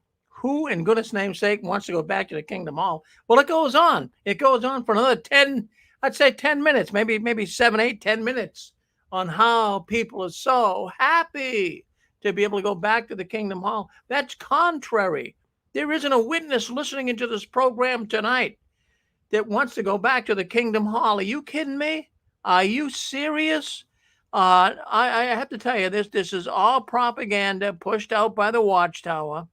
I mean, it's unbelievable what people. Rick? Yes. It's Sharon again. I just wanted to say, I think the reason why they're not having any meetings in the United States could be because they don't want the JWs to know how many Kingdom Halls are sold or the distances they're going to have to travel to get to one that isn't sold. Sharon, you should be working for the CIA. That's intelligence. That's intelligence that's true. You're absolutely right. They don't want them to go back. They don't want them to see what's going on. And as I say, this SPLAIN guy, he comes across as a con man, and he's so plastic. He's very plastic. There's something fishy about this guy. There's something fishy. I really. It looks almost like he belongs in Madame Tussauds House of Wax. Yeah. They just don't look human to me. Yeah. So, yeah, no, they don't. So he's talking, SPLAIN's talking about the numbers, the memorial attendance. People come, oh, they want to go back. The numbers are increasing. Well, you know, if the numbers are increasing and they're so good, why doesn't SPLAIN give us the publisher growth percentage? He doesn't do that. You know, it's one thing to come on, oh, things are great, but why don't you give us some numbers? He did not do that. As a matter of fact, this SPLAIN talk, it sounded more like a pharmaceutical commercial. Really, that's what it sounded like to me. It's very, in fact, I noticed. I noticed speakers. I really noticed. I'm trying to read into the way people speak. Can you extract something from the way people speak? Well, this update number 9, childishly slow delivery. That's what SPLAIN was doing, a childishly slow delivery. And he kept looking up at the sky as though God was talking to him directly. I noticed that. That was kind of disgusting looking. I never seen that before from a governing body member or anybody, even an elder. as he's speaking, he's looking up to the sky as though Jehovah is watching down on him. This all seems so perfectly calculated. And I'll tell you what, a lot of the witnesses are not buying this. A lot of witnesses are not getting vaccinated. Now, I'm not going to tell you one way or the other, get vaccinated or not, but a lot of the witnesses are not getting vaccinated for a variety of reasons. And we just had a man on here earlier, Dick Borgie spoke up. He got the Moderna shot and he landed up getting blood clots. Never had blood clots. He gets blood clots. So, for the governing body to increasingly come across as pushing the vaccination, geez, I think they're going into legal territory here. I have no idea why they would be doing this. They are, in fact, what I'm thinking, I'm just thinking out loud. I mean, don't take it to the bank and cash it. But I'm thinking that the Watchtower organization is inching so close, inching closer and closer to the painting an unvaccinated person as a borderline apostate. Now, you can do what you want with that, but I'm almost to the point of thinking if you're not vaccinated, you're a borderline apostate. Can you imagine that? Yeah, I'm thinking that's probably what's going on. And, there's so many witnesses right now that are fed up. Hey, Rick, Yeah. Hey, Rick, I think they're getting paid like Walmart, Walgreens, and everything else because they're vaccinating people in the parking lots. So they're getting paid by the government, everybody they vaccinate. So that's just a thought. Well, that's a good thought. I wouldn't dismiss that thought, Jeff. That's a good thought. So, they're saying here, and this SPLAIN talk, and let me get him off the screen. I know a lot of people, they don't want to see him, so let's stop sharing SPLAIN. As one woman said earlier, she doesn't want to see the guy anymore. So let's just do that. Let's get him off of there. Okay, there we are. I'll come back. He's off. Con man SPLAIN, he's gone. Okay, so let's just talk about this for a second. So SPLAIN is saying that, people are looking so forward to going back to the meetings. Oh, it's all over the world. They're so excited. I just don't see how they can really be so excited after being 18 months of not going to the meetings. Do you guys? A lot of the meetings, it was real interesting. When they That's first what they're doing. They're not excited. That's the commercial. You Yeah, got to they're not. build something up. You got to build something up. That's the commercial. Like with a special coming on TV next week, the network wants you to watch it. They throw out commercials. That's the commercial. That's all. Yeah. To get people back. Oh, you're right. You're When right. they first Zoom, people had their real faces on. Now they put up their little Zoom picture, and they're not paying attention to the Zoom meeting. And when you have a tablet, you're not reading the whole Bible verse. You're just picking and choosing one verse at a time.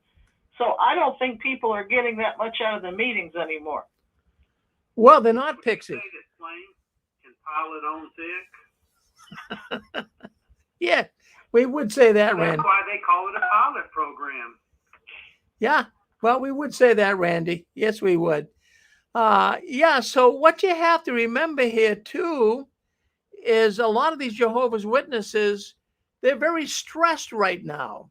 They've been working during the entire pandemic, many of them have, and they're under unprecedented stress due to the overwhelming demand and lack of staffing. Now, let me just tell you what I'm talking about here. You're looking at the news, right? People are not going back to work. There's a lot of people that aren't working. They're afraid of the COVID. They're afraid to go back. The government's giving them money not to go back. So we have those that have gone back to work, including many that are Jehovah's Witnesses. They're really experiencing unprecedented stress due to the overwhelming demand on what it is. Now, we had a nurse that calls in here. Her name is Under Radar. She might even be listening tonight.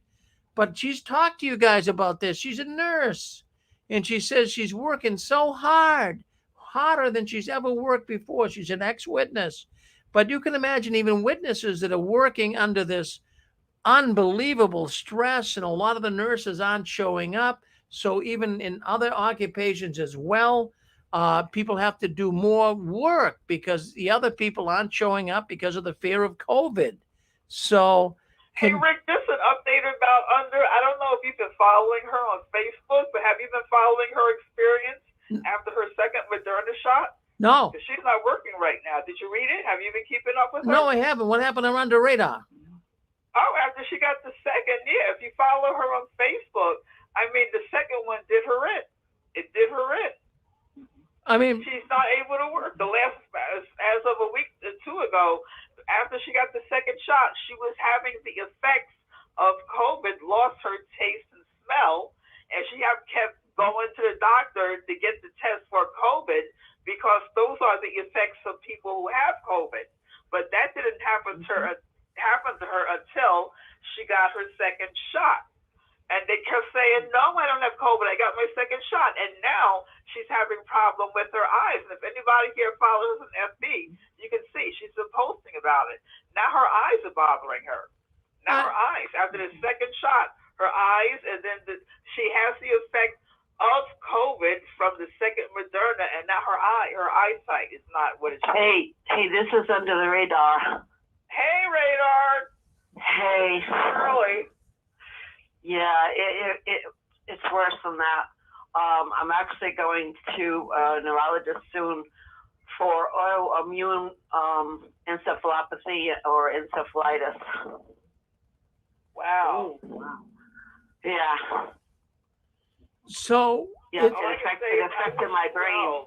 Yeah, I wish it affected my brain, and I can't work right now. I'm actually out on administrative leave. I had my family medical leave, and I went back, and then I'm out on administrative leave right now. I went back to the doctors this week, and he said, this is an autoimmune reaction, but I can't diagnose you with the encephalitis because it was out of his expertise, he said. So now I'm going to see a neurologist. But I mean, it affected my speech, my memory. I was slurring my speech. I was mixing up my words. I would add the beginning of one word to the end of another word and create a whole new word. Like, I was really messed up. And that's because your job made you do it. Because, Right, that's crazy. right. We're mandated. We're mandated, period. Yeah. Like Biden mandated it, or you could get a test every week, which we were getting a test every week anyway. So why would they enforce it on us if we were already getting a test every week? It was a mandate, or else you had to quit. That was it. Well, we're so sorry to hear that, Under the Radar. So they did attribute it to the shot, or they do? My goodness, that is a shame. Well, our heart goes out for you. We had Dick Borgie come on here earlier, and he said that when he took the Moderna shot, he landed up with blood clots in his legs. He never had them. So, wow. Yeah. Yeah, it's crazy. And my doctor said that he hadn't heard of any cases of that yet, and I showed him an article that I had saved on my phone. Autoimmune encephalitis. There's quite a few people that had the Moderna, and they ended up with not brain damage, but completely totally confused, lost their memory, and they tried different things. They were treating them for infection, but they didn't get any better. So then they treated them with prednisone. I can't remember. I think it was an IV one. It wasn't like I had asked my doctor if he could give me dexamethasone or something like that, because that's what they had given the COVID patients at work.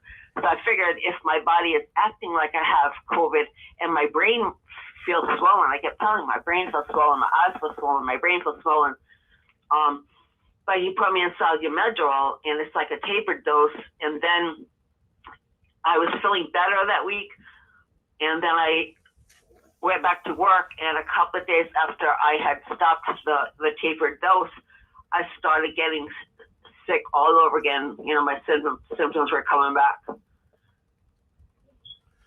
Wow, we're so sad to hear that. We're so sad to hear that under the radar, but hopefully things can get a little better. Do they give you any hope at all, or what? I've been so sick because I'm afraid I'm going to lose my job. It's like, you know, DAMN if you do and DAMN if you don't, you know. And I had 22 years ago was the last time I'd gone to a doctor, because when I went out on my family medical leave because of the Moderna shot, they're like, well, get your primary to sign your papers, your family medical leave papers. And I'm like, I don't have a primary. I haven't been to a doctor in 22 years. And when I went to a doctor 22 years ago, it was my last vaccine injury from a tetanus shot. Wow. Boy. And there was some of that. You know, I'm starting to feel better. The last couple of days, I'm starting to feel better. My head feels less swollen. I feel like more there, you know, in my brain. But I was telling my doctor, because I started to do research, and the shots have something in it called polyethylene glycol. And I had mentioned to him about it. That's actually Miralax, and they inject that, something to do with the lipids in you know, in the vaccine. But anyway, he said, he goes, oh yeah, antifreeze. I said, no, antifreeze is ethylene glycol. Miralax is polyethylene glycol. But when they manufacture the Miralax is like a laxative. When they manufacture the Miralax, in the manufacturing process, it still has antifreeze in it. So we don't know, like my doctor said, we don't know all the things that are in it. He even said that, you know, I guess if it's less than a 0.1% or something, they don't have to, you know, put it on a label or whatever. But there was just recently Pfizer there was something about Pfizer this week that I was reading, where there was a whistleblower that got fired because they said that they were hiding the results of their, I guess, the testing before they put it on the market. Has anyone heard about that this week? They were hiding their, you know, all their testing results and saying that everything was like that. Yeah, Dr. McCullough writes his articles. I've heard things like that. But I like your site because you're doing your research and you're letting people know of all the things that are in, like you mentioned, the Miralax, that glycol, whatever you call it, I don't remember. You're really keeping up with your research and you're informing people on your Facebook site. And I like that. You're keeping people informed. So that's I had quite a few people that insulted me and name called me. And it's like, I'm not an anti-vaxxer. I just knew in the past that I had a really bad reaction. And I went to a neurologist, endocrinologist, rheumatologist. I finally went to pain management. And then they had diagnosed me with fibromyalgia. And I'm still working. Well, I wasn't until recently, but, you know, a lot of people are out in disability from it. And, you know, I was still working all this time and going to school and going to college, getting, you know, different degrees and whatnot. You know, I was still living a normal life, but I didn't want to take the chance, and I got forced to take that chance. Yeah, because I mentioned, like, on your site that I wish you well, and then a lot of people came back at me. I don't know if you followed it or not, but a lot of people came back at me because your granddaughter was, like, on my side, you know, gave me a thumbs up or whatever, and then a lot of people were attacking me, and how do you know this? And I said it's not good, and a lot of, if you go back, it was like a week or so ago when I was wishing you well, I said I agree with you. A lot of folks came back to me on your FB site saying, well, this, that, and how do you know, on what proof, and this, that, and the other. So I don't understand. People, it's like a Trump thing here. You know, they're like, either you're Trump or you're not. It's like either for the shot, and they just believe it. It's like cult-like thinking now with this shot. It's crazy. Thank you so much for being brave to tell your experience. Yeah, I told my granddaughter the other day, I said, you know, to her, I stopped reading comments because people were like, and she had mentioned that she had read some of them too. People got really nasty. Like, this has nothing to do with Biden or Trump or anything. You know, it's got to do with these vaccines are not safe. They're lying about the data. Moderna and Pfizer are lying about the data, and people are getting sick from them. They are. I like. And they should not mandate something and not give you a choice. And then once you get damaged, you lose your freaking job. You're kidding me? Right. Hello, Rita. This is Constance. Yeah. I just wanted to say, honey, I'm really sorry. I'm really sorry you're going through all that. Yeah, I'm trying really hard not to cry because I do know I've done a lot of research on this, and I do know it crosses the blood-brain barrier, and I'm really sorry for everything you're going through. Ooh, yeah, my immune system is attacking my brain cells. It's very serious, honey. I know it is. And I hope people are really listening in. There's 2 websites. I really would hope that people would listen and grab a piece of paper and jot this down because this is really, really critical. The first one, if you don't have a doctor, you can't afford a doctor, there is a website that's called myfreedoctor.com. It's myfree, F-R-E-E, doctor, D-O-C-T-O-R.com. And it's a Christian physician who is helping people free of charge. And so that's one website that's incredible. The other one is Dr. Brian Ardis, who talks about remdesivir and how it shut people's kidneys down, and they died from that instead of COVID. So his website has a lot of great information, but it also has legal documents that when you go into work, because there's so many employers that are shoving this down their employees, like you either take the shot or you don't have a job. Dr. Ardis has all the legal, it was written up by an attorney, so that you have your own protection and you can present it to your employer and say, okay, I'll get the jab, but if anything happens to me, you're going to be held accountable for all my medical expenses.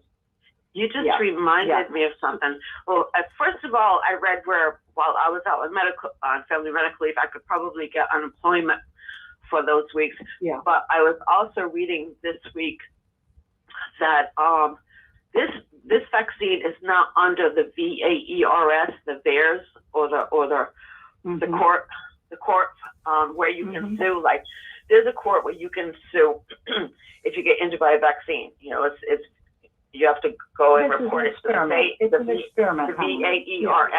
But the COVID vaccine is not under that. It's not under that. It's under something else. It's called counteractive something. I can't remember the counter something or other. And very little court cases have ever won. And I don't even think it's a court case, but very little cases have ever won. And that's where the COVID is. It's under this little sidekick program. And they don't, you can't, you don't have a lawyer paid, and you can't, I can't think of the word, you can't counteract the appeal. That's what I'm trying to think of. You can't appeal their decision. And Pfizer and Moderna have 4 years of immunity. You cannot sue them for 4 years for damage from the shot. There is no lawsuit. Right. That's why when people, take this and something happens, or they're 16 years of age and they're presented to the ER and they've had a heart attack at 16, the big pharma companies are saying, hey, you took that on your own. But there's a website that I want to share with everyone because it's really critical. It's the DRARDIS show.com. It's the DR, which is Dr. Ardis, A-R-D like David, I-S like Sandy, show.com. And look those 2 websites up. And even for Rich, I'm concerned about blood clots and all that. I mentioned the other week, there's an ex-JW who went to medical school, and she is a physician. She's an ER physician. And we talk quite often. And she said there was a 16-year-old female came into her ER to present. She had the shots, and she already had a heart attack at 16. So this stuff is no joke. And I'm really sorry, honey, you're going through that. I really am. I'll, wish and pray the very best for you because, Yeah. See, and Yeah, Watchtower's right. pushing all this crap. Okay, they're Pray pushing that all I this get crap. my job And why back. is it? Yeah. Well, you know, honey, your health at this point in your life is #1 priority right now. Yeah, Definitely. like I said, You I have inflammation of your brain. That's what you're telling it. When you have encephalitis, you have inflammation of your brain, honey. That's right. what's And going on. I kept telling my doctor, my brain is swollen, my brain is swollen, my eyes are swollen, and he said he could literally see the swelling, like when he was putting a light to the side of my eyes, he could see my eyes protruding, and he could see it swollen above my eyes. He goes, and if you look in the mirror, you could see where it's swollen above your eyes too. I'm like, my eyes are blurry right now. I can't see that, you know. Yeah. But it's I'm no sorry you're friggin' going through deal. I literally was tripping on stairs. I had to teach myself how to climb up stairs. I was learning my feet. It affected you neurologically, honey. Yeah, I felt like I lost like 50 IQ points. You know, like I said, I've been feeling better the last couple of days as far as my brain feeling swollen and being able to think and my eyes whatnot. But oh my God, it was horrible. I was scared. I was terrified. I'm sure you were, honey. There was this nurse that I saw. She was perfectly fine. She was an RN, and they showed a YouTube of her. She had I don't even call it a vaccination. It's not a vaccination. It's a jab or a shot. Right. And she had it, and it did the exact same thing. It affected her neurological system that she could not even walk, and they were showing her. She had to struggle to take step to step, and her whole body was convulsing. And this was after she had the jabs. So, you know, Watchtower's pushing all this crap. I hope people really do the research. And I've always said you can go on daystar.com and click on vaccines and watch all these incredible shows from Dr. Peter McCullough, Dr. Artis. Oh my gosh, you know, because you're not going to hear this from the mainstream. And what this sister is saying is very, very true. People need to make their own decision, but you need to be informed. You really do. Now, do they want the vaccinated so they can go door to door? Is that why they're pushing it? So that they can say, oh, we're vaccinated. No, they're pushing it because they've got stock in all. They have stock in all 4 of the big pharmas, honey. It's all the money for Watchtower. Really? Is that proven though? Is that proven? Yeah, it's proven. They have stock in all 4 of them. You're kidding. They're not going to tell you that. But if you go online, you can see that they do. And they're involved with the PPEs. Sharon just brought that up from New York. Yeah. The N95 masks and all that. Honey, they've got their fingers in the cookie jar, okay? Yeah, they do. They don't have a medical degree. Why in the heck are they pushing these drugs? So thank you, honey. Sharon, years ago, they were not even allowed to get vaccines. Remember, years and years ago? Yeah. Watchtower didn't even want us to get vaccines. You can go to the public records, the IRS, the 1099s. It lists all their stocks, their money coming in, and all 4 of the pharmaceutical companies are listed there. You can also go under the Henrietta M. Riley. Oh yeah, I remember all that information. But with just that, go right that to trust. the IRS. Go right to the IRS 1099s. They got to put it in there, and it's public records. You can look for yourself. You will be shocked at what they have. Right. Yeah, I know they had like stocks in military, stocks in Philip Morris cigarettes and all that. The end of the radar. Yeah. I was gonna tell you, Constance, what she was telling you about Dr. Artis, that is really good advice. And I wanted to say he also has a protocol for people who have been injected and how to reverse it. Yeah. He has lots of stuff. Oh, yeah. Start. Did you hear anything about melatonin? I saw something about melatonin. Well, that's a powerful antioxidant, honey, to help you sleep at night. But Dr. Artis is a chiropractor, and they believe things that are natural. And again, melatonin is natural. Yeah, it's natural. That's ART. But honey, he talks about ARTS. Yeah, he talks about, you know. He talks about the website is the DRAR like Robert D like David, Davis, I, S like Sandy. Oh, Show. D, S-H-O-W. Okay. I-S, artist, show. The drartistshow.com. And he talks about ivermectin, hydroxychloroquine, zinc, selenium, quercetin, honey. So even if people have had the jabs, okay, there's still an option, things that you can do. I'm trying to reach out to people because people need to do what, they feel is best for them. But you need to make a very well-educated decision on this. Just don't go because someone says, oh, you got to get the jab. All right, the doctor, ARDIS show.com, right? That's it, honey. And doctor is just DR. The DRARDIS show.com. Okay. Yeah, get on that website, honey. Get on that website. You need it. You really need it. All right, we got about 1 minute left before we go to heart. So go ahead. Okay, I want to give one more website. Okay, this is Angela.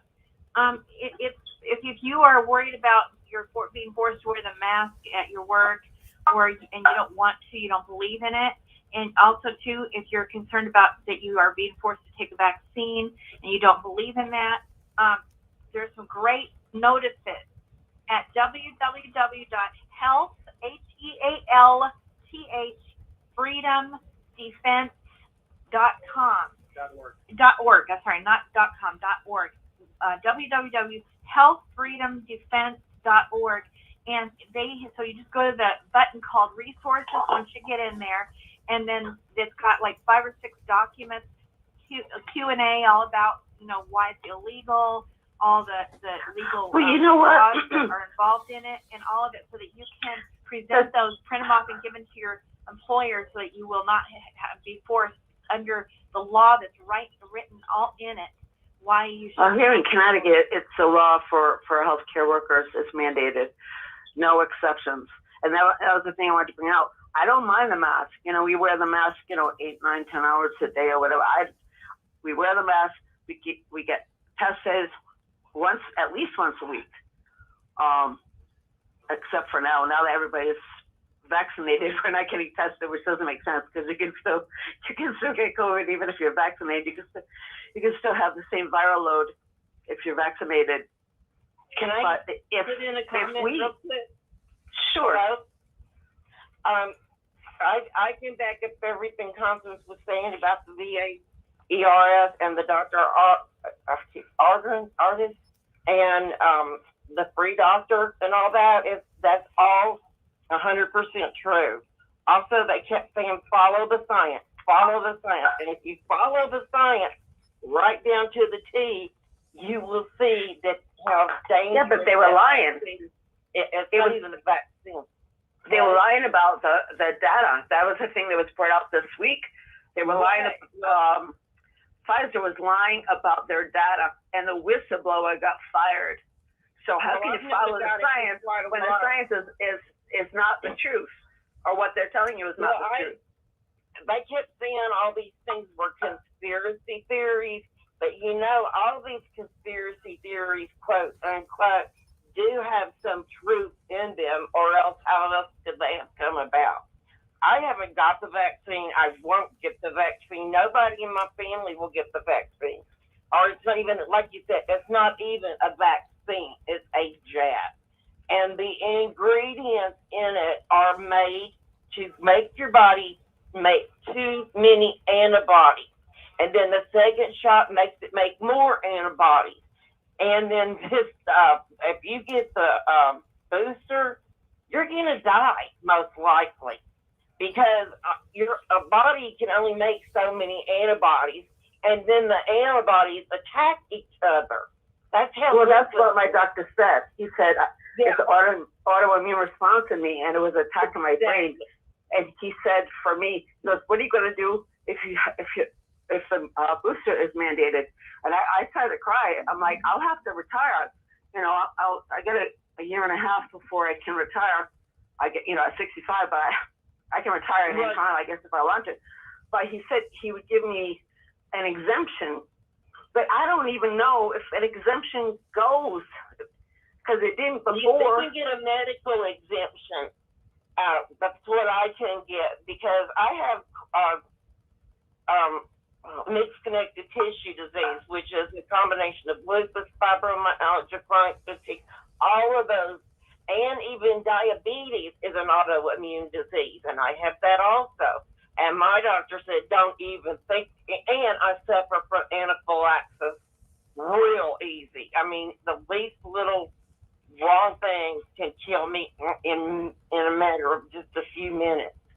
And I mean, I have done all the scientific research, and I swear that is poison. And Dr. Fauci owns millions of dollars of stock in Pfizer and Moderna before all of this came about. They already had this shot thing going, and they needed to create something to make people take it. Bill Gates is behind this too. He believes in eugenics. Eugenics is population control. This entire thing has been being planned for a long time, and it's all made to reduce the population and make most of the next generation sterile. This is not a conspiracy theory. This is real, and I swear I have spent so much time researching, and I've gone through so many medical lectures and stuff. I'm not a doctor, but I do medical research. You are correct. You are absolutely correct. And I'm totally behind natural cures. I almost cured my diabetes with cinnamon. And before this Z-Quil came out, my daughter and I had already figured out this formula of passion flower and valerian. And then if you add lemon balm to it, it's like taking Valium or something, but it will help you rest.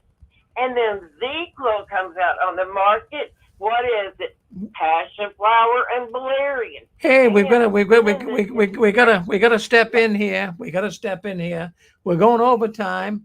I really appreciate all the comments and all the certain people calling in and giving advice, but we've got to move on. We got another program, but under the radar, we're praying for you. We hope all can go well for you. And I want to thank all the people for calling in, but we do have time restraints here. We have different programs that we got to get to. So, but thank you all. Thank you all. Can I just give my name? I'll give you names. Can I give my name? Yeah, go ahead. Anybody.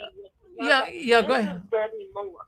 This is Debbie Moore. I'm on Facebook as Debbie Guy Moore, and I use Messenger, and I have my cell phone as a public phone number that you can call, because Messenger will black out a lot of the stuff I tell people. But I'm staying on top of this, and I honestly would do anything to keep people from getting the shot. It is horrible. Well, and it is made to kill you, and that's the truth.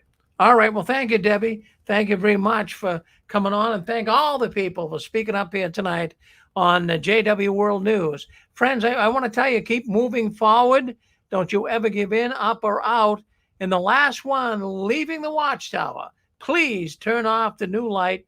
We're going to Heart to Heart. That's coming up next. Stay with us. Dan and Angela Clark, they've got a guest, so don't you leave us now.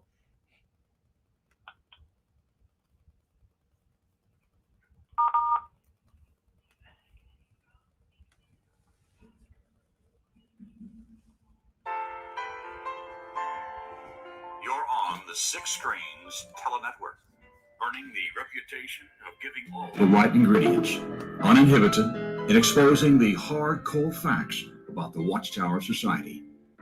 And now, the end is near.